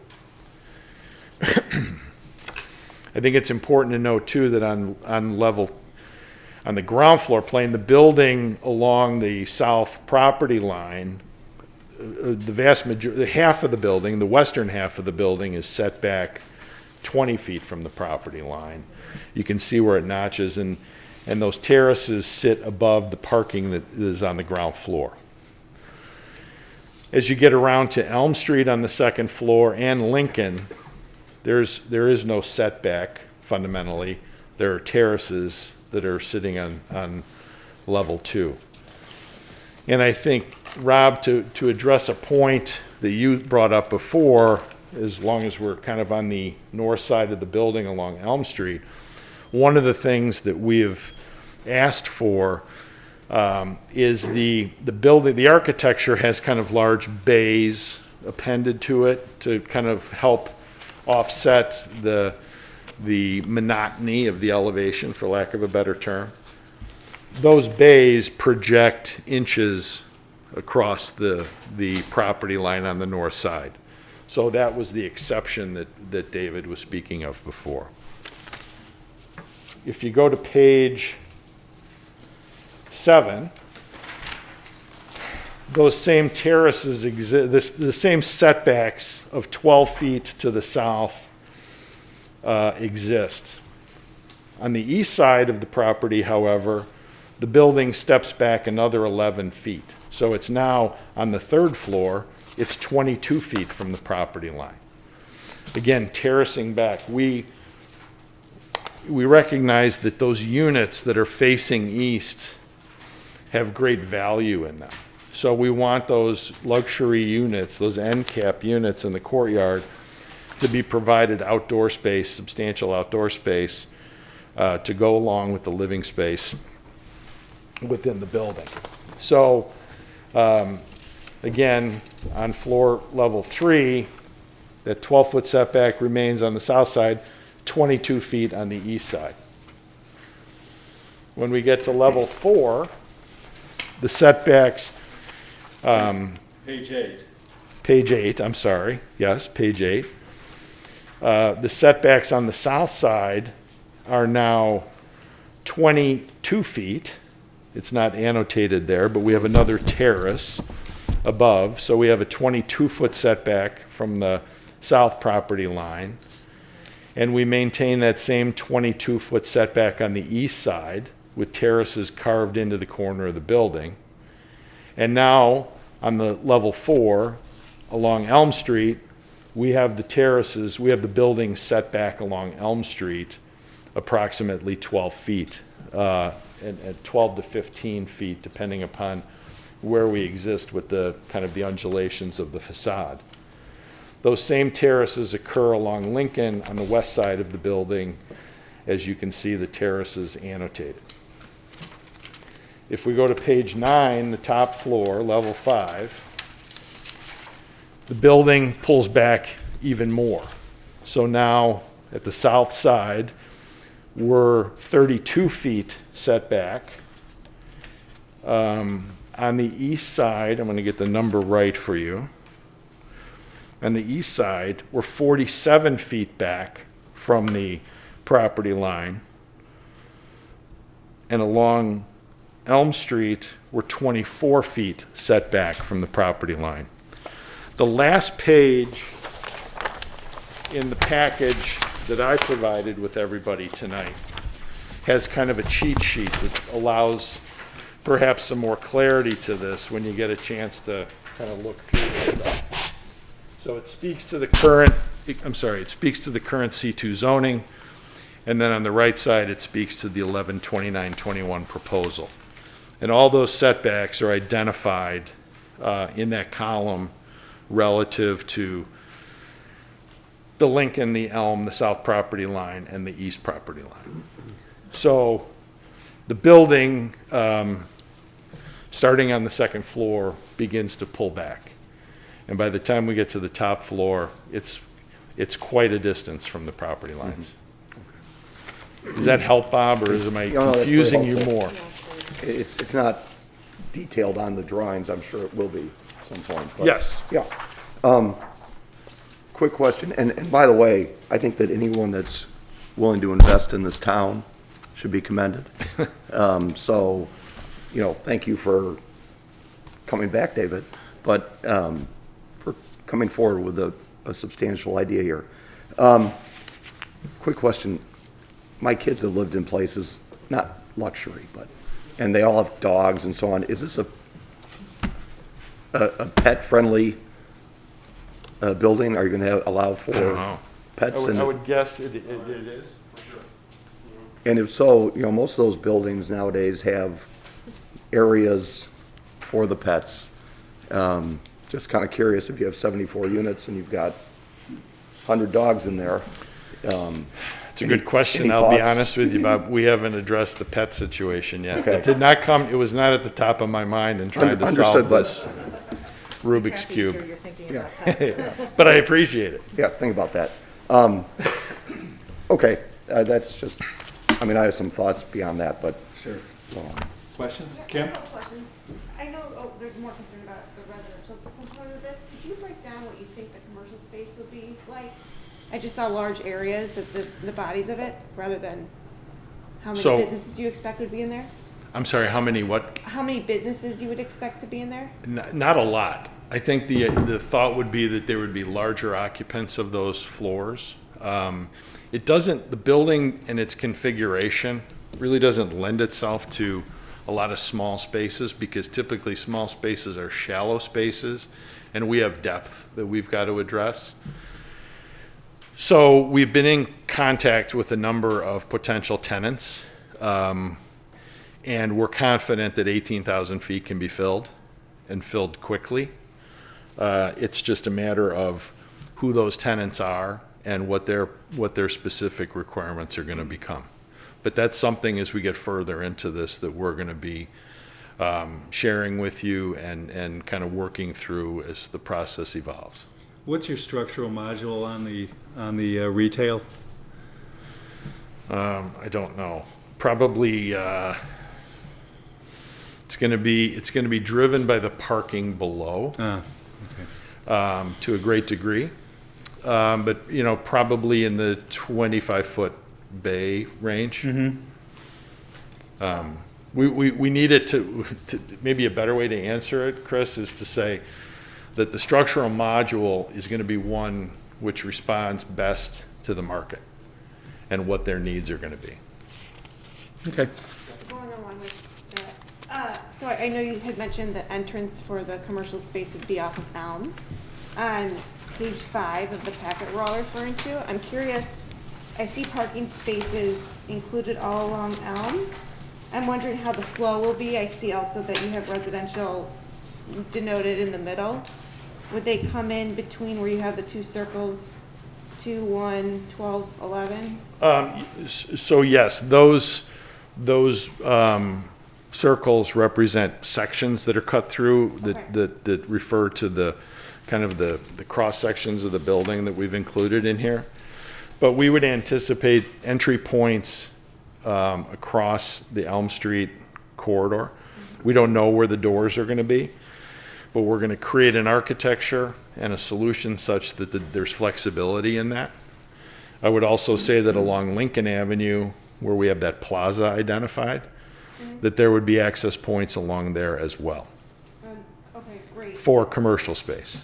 One concern is a parent of young children, and one reason I was happy to leave the city was kids running across short spaces where people are coming in and out of with blind spots. We do have these alleys in town today, but they're not used as frequently as I imagine this would be. Do you have any, how wide would it be? The wider tends to be the better for sight lines. So the gap, let's look at the gap along Elm Street that allows access to the parking beyond. That's two-way traffic. That's going to be, right now it's represented at about probably 30 feet. Okay. So trust me, as the father of 2 young girls, like, I'm sensitive to that issue as well, and we want to create an environment that allows that. You know, sometimes next to the, you know, lakeside, it gets a little dicey right there, depending upon the, you know, what vehicle. It might be a delivery truck, it might be a, you know, car, whatever. We want to be sensitive to that as we march forward.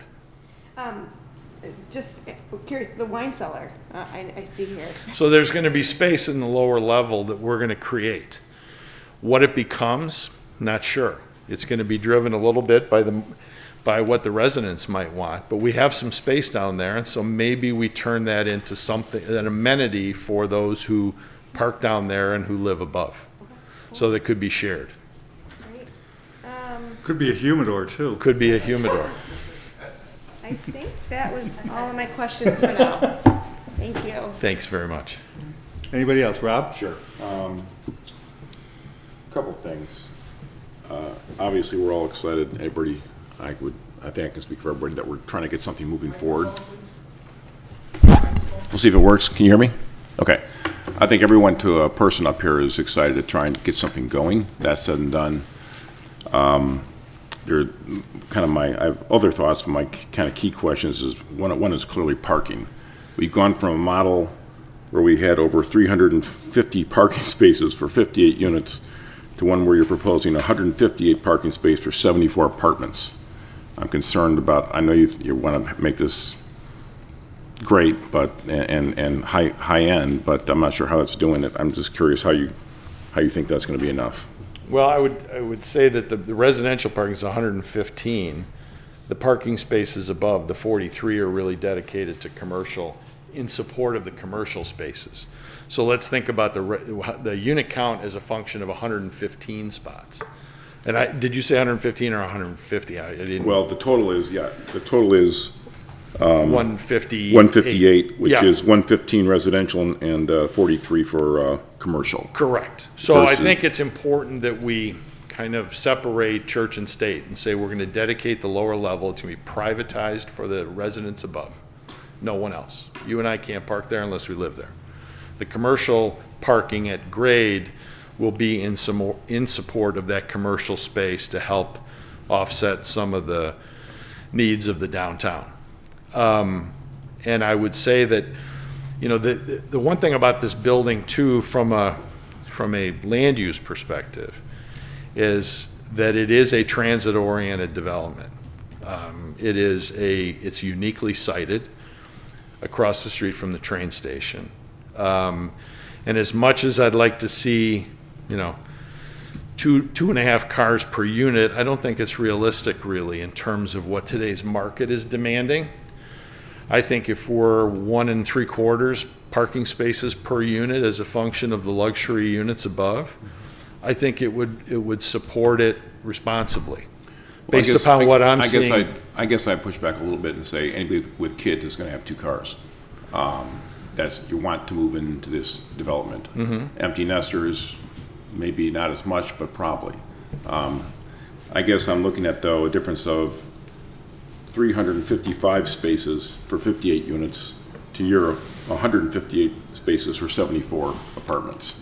If memory serves me correct, and I wasn't part of that previous iteration, I think it had 2 levels of underground parking. Is that right? Yeah.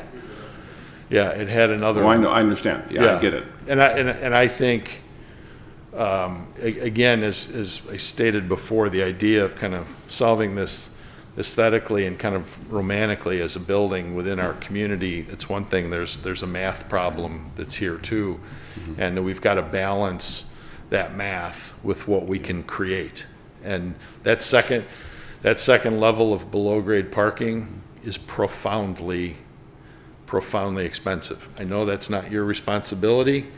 And exactly, I just Right. wanted to hear from you what you were thinking. I get the expense. Yeah.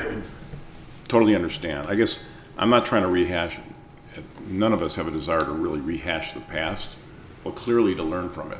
Right. And not repeat these same mistakes that were made in the past potentially. And, you know, I guess I'm looking at also, we've gone in 2009 from a 4-story building and 31 condos over retail to what was approved in 2016 with 36 apartments, 15 condos, 7 townhomes, and retail. You had 6 1-bedrooms approved, 16 2-bedrooms, and 36 3-bedrooms. We're now going to 17 1-bedrooms, 46 2-bedrooms, and 11 3-bedrooms. I'm trying to understand. I understand some shifts. I really don't understand the single apartment shift, the 1-bedrooms, and kind of how you're marketing that. Because nobody else did it that way, which is not to mean it shouldn't be that way. I just try to Correct. understand No, the I logic. totally get it. I think today's marketplace is more apartment centric than it is kind of this combination of townhomes and in this site. I think the need is apartments. And again, the number of 1-bedroom apartment, I don't know. They could all be 2s when it's all said and done. There could be a third 2s and 2/3 3-bedroom apartments if that's what the kind of the market study kind of responds to us. I'm with you, but as we try and make a decision and trying to evaluate this, you pushing 1-bedroom apartments is potentially a whole different strategy than for families or for Sure. empty nesters coming Totally in. get it. John, you want to speak Please. to it? Yeah, Hey, John. I think there's a lot of data gathering that goes, with this process. Just generally, not just here, but throughout the country, you're seeing a lot less, need for cars across the board. That's in suburban America. We anticipate that happening here where there's a general reduction, but it's all going to be responsive to the unit. You're right. If we get feedback from, the data points that, it's mostly 2 bedrooms and expect families, and we got to look very closely at that parking and make sure that it's adequate to support. Otherwise, you won't rent the spaces. Right. So it's kind of it's a process, and we're going to engage the right consultants and firms that will, study the market closely, gather a lot of data that we can all share with you, and give you adequate support and information so you can make informed decisions on the project. And that's really all we can do. Right now, this is kind of a general hunch on where we think the market is. I don't see it as much a demand for condo or fee as it is for rental. People want flexibility. They're transitional, and most of the people renting here, might be 3 to 5 years at most, and then you'll get another churn of transitional, renters over time. But, the parking thing's very interesting with rideshare, the proximity to the train station, and just general reduction. I mean, even, across the board, we just built a 500-unit tower downtown Chicago. We had 380 spaces. We can't rent 140 of them. There's just a very dramatic reduction in demand for parking. Now, that's an urban environment, very different, but even in other suburbs, we're seeing the same thing. But I think, when we share the information with you guys, will see it clearly because we're going to be responding to it as well. Well, the big shift to 1 bedrooms did confuse me a little bit, and I know that some of the neighbors of mine that were empty nesters trying to move into the old Winnetka, we're looking at 3, 4, looking for at least 3 bedrooms. Yeah. If not more, because if they're empty nesters, they have grandkids coming back into town, or they're potentially entertaining at times. But I haven't heard much for 1 bedroom. Yeah, this is more of a unique product. I think we tend to race to the concept of a 1 bedroom and as being this kind of tight 700-foot, 8.5, 9-foot ceiling unit. That's not what these are here. These are 1,500 foot, 1 bedroom plus den, very spacious open areas that, you'd never build anywhere but in a community like this. So Right. I think it's really, kind of getting the areas right, but I wouldn't want to burden the assessment of this process because we're stating there's a certain number of 1 bedrooms. I think it's really what is that 1 bedroom? Because trust me, a guy getting a 3,000 or 4,000 foot condo, the adjacency to a 700-foot apartment doesn't typically work. That adjacency, normally you don't see it. Just real quick, looking at the floor plans, there's a lot of 670 square foot apartments. Mm-hmm. I'm curious when you mentioned 1,400 square foot, 1 bedrooms. What are these 670s for?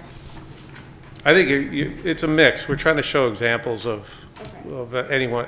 Again, we're not fixed on those areas at all.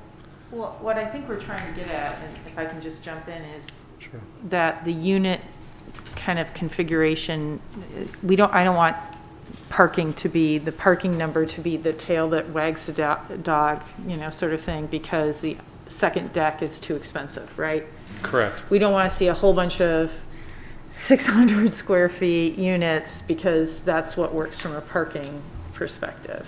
Correct. Well, but it sounds like you guys are on board with that, but that's obviously a big concern. Yeah, we have the same we concern. understand there's a need for 1 bedroom plus den. There's certainly people who get divorced. There's people who lose a spouse or a partner. There's young professionals that are working up here that want to live up here. So, I think from the feedback we've gotten from, all parts of the community is that there's a need. We don't want to say there's not a need for 1 bedrooms. Right. I think, as John mentioned earlier, this program will migrate. And I think you'll see bigger units, which I think will end up as a reduction in the unit count. And therefore, the parking should solve for itself based on the concerns the community has about, how many spaces per unit. And I get that. I understand that. But as we're looking at a point in time right now, Oh, yeah. it's a real concern for me. And I guess, again, nothing to do with rehashing the past, just learning from it and my concern on some of the residents' discussion on height, which I think Sure. many of us share, and going to, you know, the variances from the, that you're asking for, it's a basis on the starting price. And that's a concern, is we get it, we understand why, but at some point, one of the failures of the past was the starting price was so high that they had to justify 6 stories and try and get more. Yeah, this is, I think, a different approach to it, the process entirely. We're going to tell you we're going to do less going forward than ask for more. And It's you'll be just the not, first person in history. well, but that's the No, only way to mean manage that a in a good way. process I mean like that- this. I know you have a great reputation, Yeah. and we greatly appreciate your, you know, gives us, you know, makes me feel good that you're involved in this project. I appreciate that. But it does concern me because it's only gone one way for 10 years. Yeah, no, I understand, appreciate it. If I didn't see a way to get to the finish line here, I wouldn't be here. Yep. You've got a great community. I see it as a terrific opportunity for everyone here. But it's, you know, it's educating and collaborating. And, you know, it all starts here, and just kind of take it one step at a time and get to the finish line. So, I have a quick follow-up question on the market, since you're saying it's Yeah. so strong for, or it's apartment-centric. You know, there's this massive new apartment, which I think is pretty high-end, that went out in Northbrook, just north of Lifetime Yep. Fitness. The Elaine. The Elaine, Yep. what is that, like 600 units or something? Yeah. It's massive. Do you know what the rent-up rate is, or how? yeah, how- they're getting, I think they're getting around 350 to 375 a foot. Heinz just did, Is it fully, I mean, what's the occupancy, do you know? I don't know what the occupancy is currently, but there's very strong demand. We're doing a project in Skokie right now. It's 155 units. We open up in January. We've got 1,400 people on a waiting list to get in. So I mean, there's embedded demand. Well, right. I mean, we're just opening up a new community tomorrow, and I have 5,000 on a Yeah. interest list for townhomes, right? Yep. So I think there's this huge wave coming from the city, or There even- is. right. There's a kind of let's call it a reverse migration, if you will. Right. But again, this is a very small contained, it'll end up being 55 or 60 units here. And very exclusive. Probably see rents approaching $5 a foot, which is what's happening in Oak Brook right now. The Oak Brook Commons project is opening in the next month. They've already pre-leased all their penthouses. Those are larger 2,900 foot units. They're all going for approximately $5 a foot. Again, the demand for parking there is not, it's about 1 per unit, even in the penthouse levels. So, How big is that development again? How many units? that's 220. Okay. So I think that what you're hearing, and Kim correctly pointed out, what's on the diagram of 600-foot, 675-foot one-bedrooms, if there's probably no total consensus up here, but if there was, maybe what I'm hearing is, you know, this is what's being presented, but something else is being said here. And Yeah. you're talking 50 to 60 units, bigger units. I think maybe generally there's more, just in terms of feedback, maybe there was more appeal for that kind of, Could we maybe get to the feedback? Not yet. Yeah. what's that? Well, Yeah, I if know we're there's into not. feedback, I want to get into feedback. Okay, I just want to make sure we get all the questions out before we move into our own individual observations. I had one other question it is a question on the concern on of an entrance on Elm. I know, Chris, I think last time we were concerned on the Elm Street entrance because so many kids, so much traffic up and down. It's already a beehive as it is right now. I know that was a problem, as we learned from the past. That was an issue.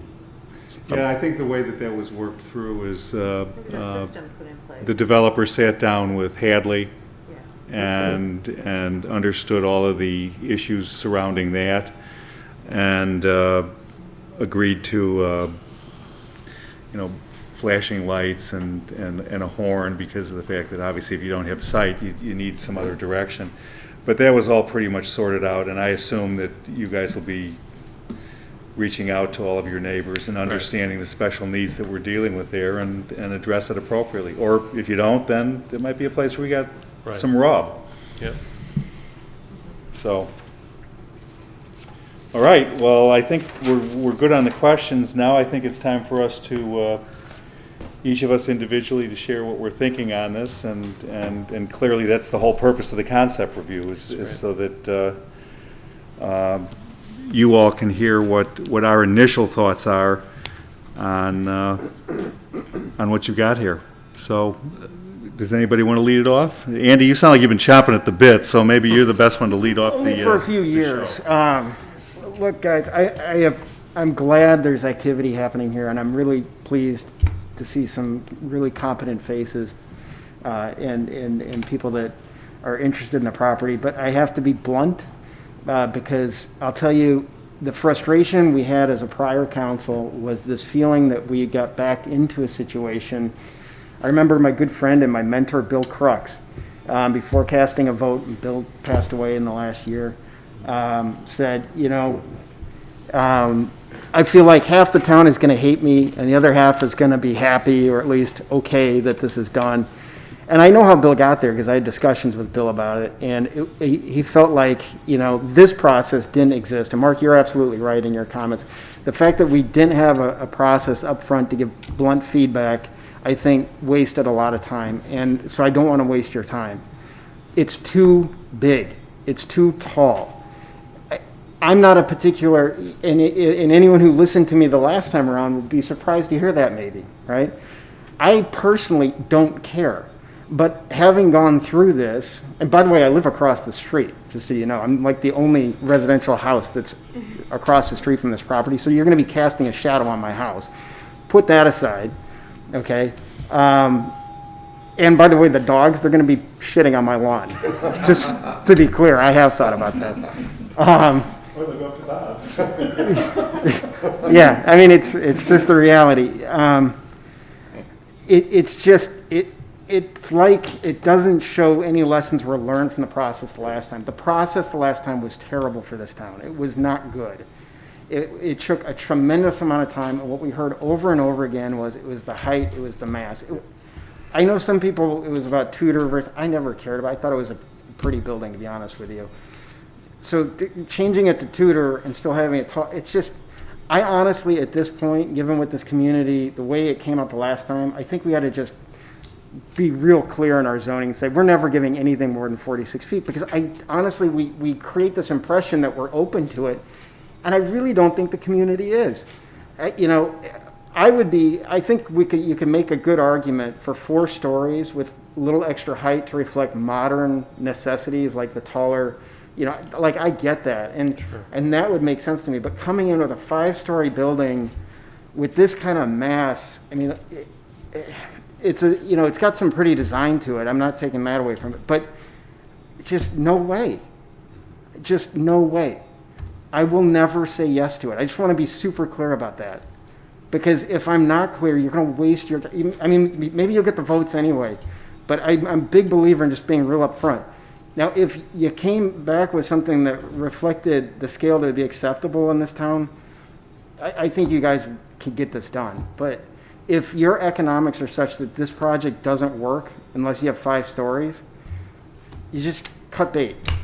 All of you. Cut bait. Don't waste your time. Don't waste, and we got all these boards. It's just brutal. Don't do that to yourselves. Don't do it to the community. It's not worth it, and it won't work. That's my input. If you think, you know what, we don't have to have 5 stories, we can mask this in a way that fits what people in this town want a little better, then I would have a whole bunch of questions, and I think you guys would probably be able to give good answers to them and make it happen. But at this height, no way. So I'm sorry, because it kills me that you had to put all this work into it. I wish almost our preliminary was just like 5 stories, yes, no, because it's just like, no, please, God, no. Okay, and I love your building. I look, my office looks at your, over at Wolf Point. I love what you do. I love tall buildings. I came from the city. This isn't a personal thing. It's just, It's not going to work. don't do it to yourselves. That's all I gotta say. And if the economics don't work, make that decision now. Be done with it. What he said, I'm not gonna review it again, but that's exactly where I was coming at. That's why I made the comments about, the beginning economics. If it's not gonna work, we get it, but it's too big. As long as we're on that side of the table, Kim, you want to jump in and, I'm new to the council as of this year, so I've read all the collateral from the previous. I'm also from the city. I'm from a sort of not different generation, but sort of, I hate saying that, different generation. You can say 5 that. stories doesn't bother me so much. I had more questions about how many people would actually want a 1-bedroom.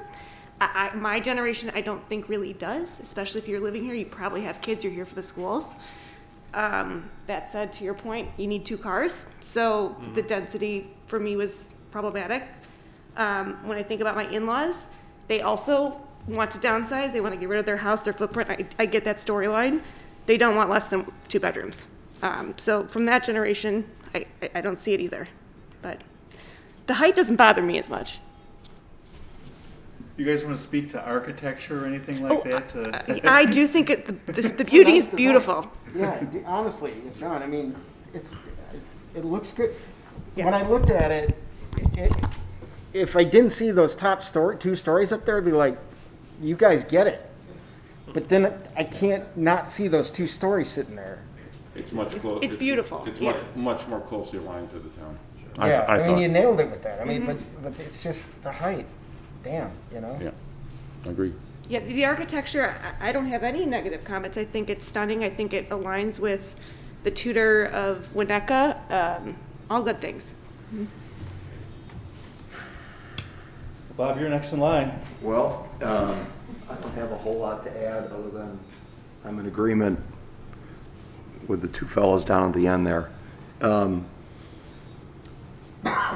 You know, there was a lot of consternation, and John, you know it, and David, you know it. I mean, we fought the battle. Some of us had the scars that are still there. And it's, whether, to Mr. Heck's point, 45 feet, Andy, I agree with you. If it has to be 48 feet because of the steel and whatever, fine. But I think we have to keep it in the context of the rest of the commercial and residential structures around there and keep within the ordinance to the extent we can.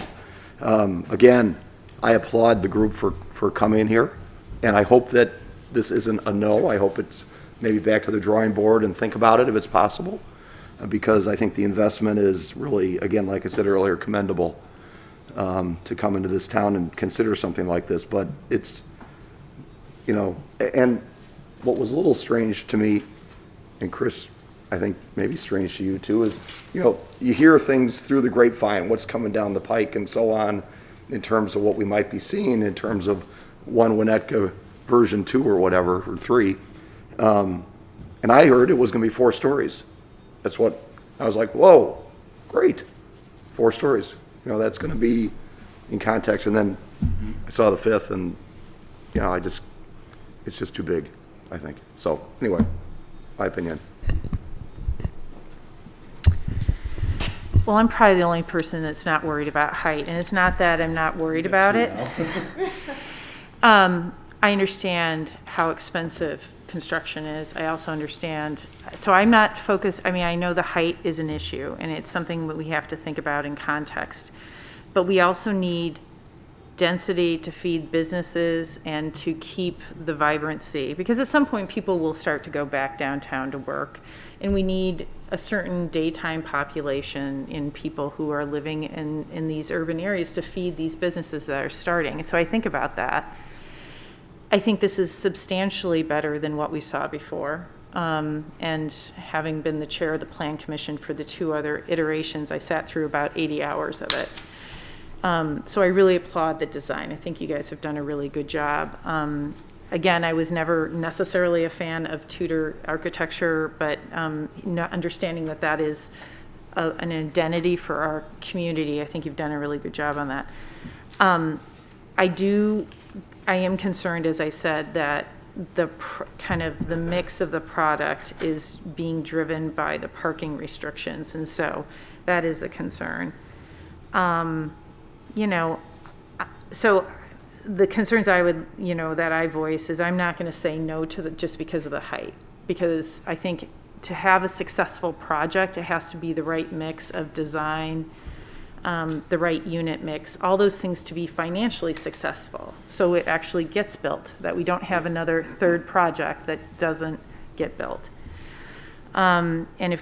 So those are my thoughts. I'm not a hard no. I do have concerns about the kind of the product mix within the building, as well as I think we'd have to have a pretty robust parking study, because it's a substantially different parking area now with Hometown and some of these other businesses that have opened up.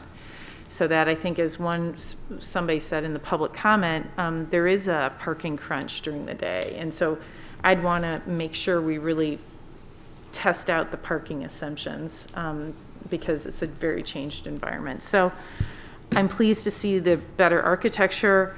I'm pleased to see what I think is very thoughtful commercial spaces, that those are really targeted towards users, which would be that they are not just going to be empty shells.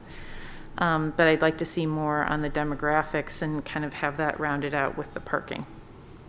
Oh, and the other thing I was kind of curious about, at one point there was a large need for medical office building, and that's no longer part of the proposal. But, you know, I was just, you know, kind of curious about that, and I forgot to ask about it. But anyway, those are my thoughts. I'm not a hard no. Okay. I'll share my thoughts. Number one, if you guys decide to go ahead.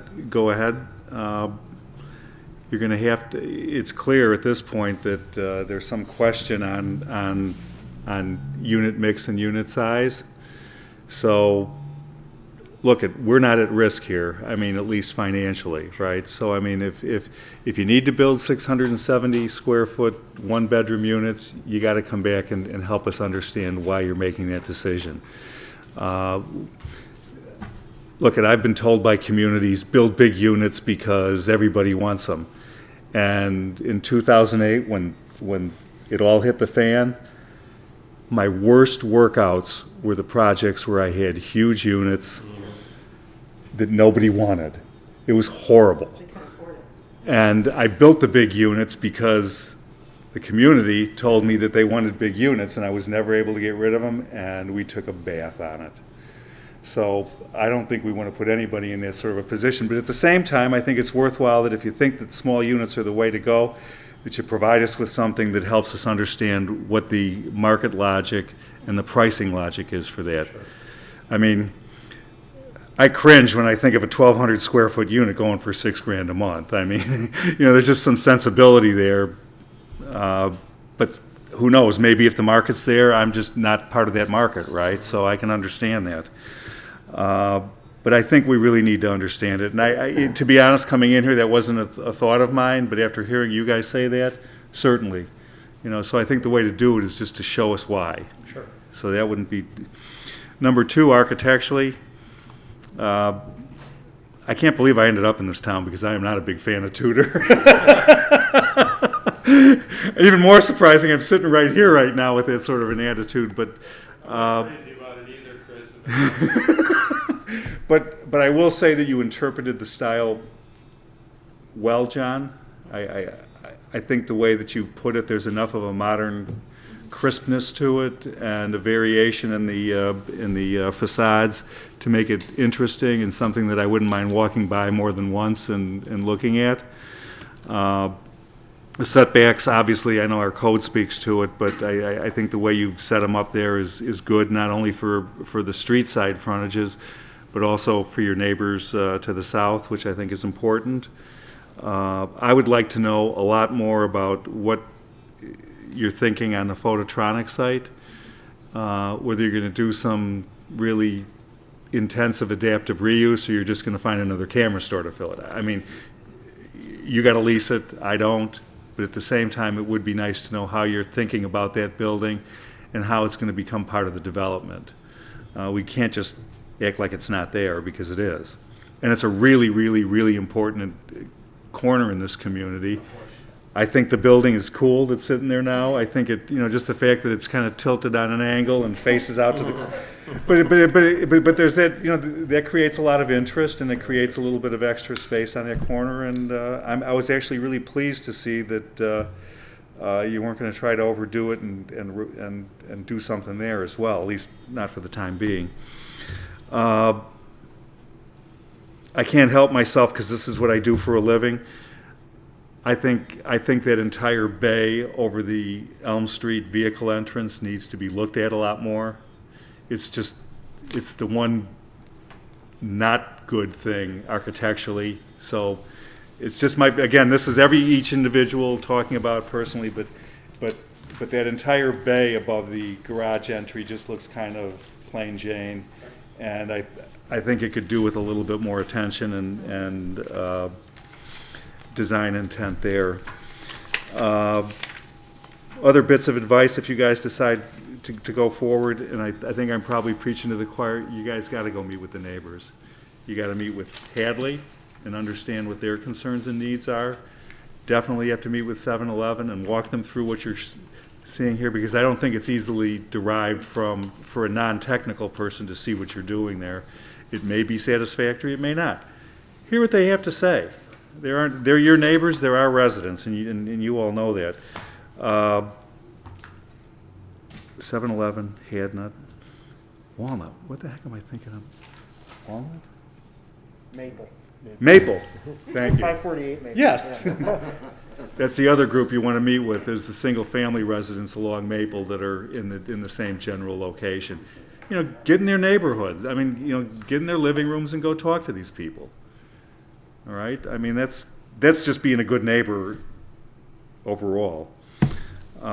We talked about the height from grade, and I'm sorry to say this, but I kind of fall in Tina's camp. I'm a little bit ambivalent about the height. However, I don't live a half a block away, and I don't live 3/4 of a block away. Right. And I even said this to Tina the other day, that maybe it was today. It was today. That, if they were building a 5-story building at Skokie School, I might pay a little bit more attention to it, okay? And I understand that. If they were building a 5-story building at Hubbard Woods, I think you might be paying a little bit more attention to what they were doing there then.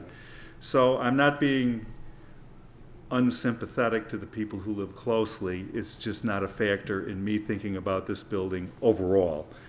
I was disappointed when we received a submittal for a 4-story building, and I think, and whether you know it or not, that we had a FOIA, and it found its way out into the community, and a lot of people saw that plan. And that's why when 5-story came rolling in after that, it was surprising for all of us, I think. I don't count feet and inches that much, but I definitely count stories, and I understand the demands of structure and the market, and 8-foot ceilings with concrete is just not where the world is anymore, and thank goodness for that, right? But but the height overall is a consideration. John, I think just by the setbacks and some of the articulation, you did a good job of trying to offset that, and certainly add to the experience of being on Elm or Lincoln. But knowing what I know about this community, just speaking the words 5-story could pose a fairly significant challenge. And some people just hear it and they don't care what you show them. If it's 5 stories, they're not going to talk to you, and that's just the way it is. So it's something to consider if you guys decide to go forward, to know that that's going to be a cell job that's going to have to be done on a community-wide basis, and it's not going to be done in this room.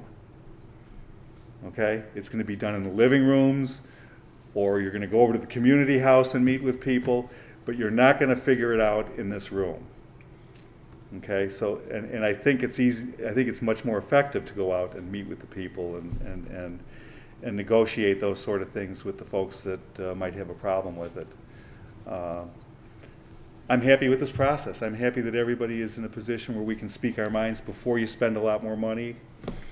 and maybe help you get to a point where you can figure out how to make it work and keep some of us happier. Can I ask one question? Are there other uses, like there's discussion about a medical office facility that aren't allowed that would make this more profitable?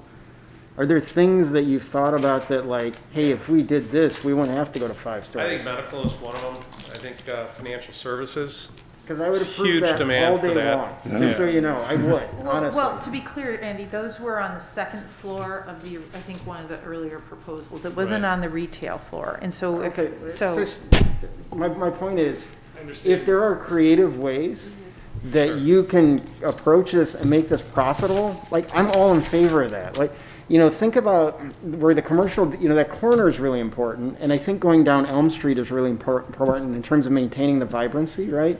But honestly, the Lincoln front, I mean, it's like a commuter line. I mean, so if you were to come in here and say, you know, we've got a great idea for I mean, people in this town love their doctors. They need their doctors. I know there's been discussion of, like, man, you should go at that hard.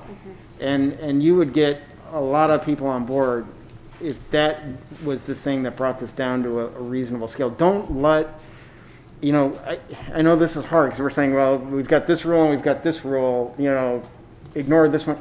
The height thing is a big deal. Mass and the density, it's a big deal. And you have a tougher job now than before, because when this was up in front of us last time, there was this prevailing feeling that Winnetka needed something. Winnetka is doing really well. Really, really well. And I think whoever does this building right is going to do really well, right? Hometown is extremely busy. I agree with Mark. The traffic, because I live right there. Yeah. There is zero parking there. That is absolutely full all the time. It's awesome to see. But honestly, where a couple years ago I was like, man, we do need some density there. I don't feel it so much now. And I'm thinking, you know what? A nice big fat medical office with some CAT scan machines would be just awesome. yeah, but that doesn't generate any sales tax for the. I don't care about sales tax. I've seen our budget. We don't need sales tax. But I mean, you know, I'll just say. Our share of sales tax is like nothing. How much do we get in sales tax a year, Rob? Like, We got more of a dealership. Yeah. Annually, we're between 1.2 to 1.45 that's million. everything. That's right. Yeah. So, Not more than 1.5. you know, approach it from that perspective, and if that helps. But Yeah. We don't need another blowout place, and we don't need nail salons. That's No. not the targeted audience of this. I'm full in the ball. But I don't necessarily think that I personally, I'll just counteract it. I don't think a Charles Schwab taking up the entire corner is necessarily in our best interest either. I mean. I agree totally. So, I mean, don't think so our for best every benefit Chuck person, Schwab. you're gonna hear, because I also will challenge, and it's not a disrespect to those who live closer to the site. I think, you know, although there were a lot of people who came out strong about the height issue, there was just as many people who came up to me in the grocery store saying, you know, we don't have as much of an issue with height, so. Just remember, I was the one vote that decided it being approved last time. No, I get it, So but I'm just I saying. get the issue. I'm just saying, like, We just be don't- creative, We're not gonna repeat. be open, like. Yeah. And We've make had a money. lot of resistance in the past about medical offices, and they've been a great success. The Mathnasium, we got pushback on Mathnasium. No, I That's a know. great success. Right. So please, Figure out like, orthodontics. do what you can to avoid this height density thing. Is there, I agree with you completely. Is there a reason we're not talking about counties in this discussion? Because they're not part of the property that's owned by the applicant. They're excluded. I'm with you. They had an option, I think. They were I'm They with were you. part of the original development, and for various reasons, which I can only guess at, and I'm not going to say on the microphone, but Right. that's probably a very expensive little piece of property. Okay. So, Chris, on the other side where Connie's was gonna go, who owns that now? You still own it? Okay, So they have that. yeah. Okay, So, thank you for clarifying that. any last thoughts? Comments? Just want to say thank you. Yeah, I thank was you for coming. Yeah. thrilled to look at it. I think it's a beautiful building. I think there's a lot of promise. Yeah. Next steps, the demographics I think would be really helpful to understand your logic and units. I think in hindsight, I should have shown floor plans that were just empty. It was just really addressing square footage, 109 or whatever the number was, Bob. You know, 109,000 feet with 115 parking spots. That's how we started. That's how we started, and then we said, okay, well, how would we divide this if it were so? It was. But if you did that, we would have said, so what is We it wouldn't look have let like? you. How many bedrooms? We wouldn't have let you do that, sorry. You can't win. Okay. Thank you guys. So, Thank you. hopefully this was constructive and you guys heard what you needed, and, you know, we all wish you the best of luck, and we all wish for the best for that property too. I mean, as you can see, we're widely differentiated by our opinions, but I think at the end of the day, we want something that's gonna really add to the village and be a good asset, going forward, so. No question. We appreciate it. Great, well, thanks a lot, guys. Thanks. Appreciate it. Good work. Huh?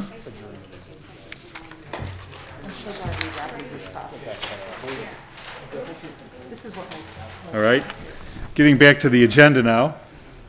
I'm on item 11, appointments. There are none this evening. Item 12, closed session, there is none. And item 13 is adjournment. May I have a motion to adjourn? All those in favor? Aye. Opposed? We stand adjourned at 9:30, 9:25? Wow. All right.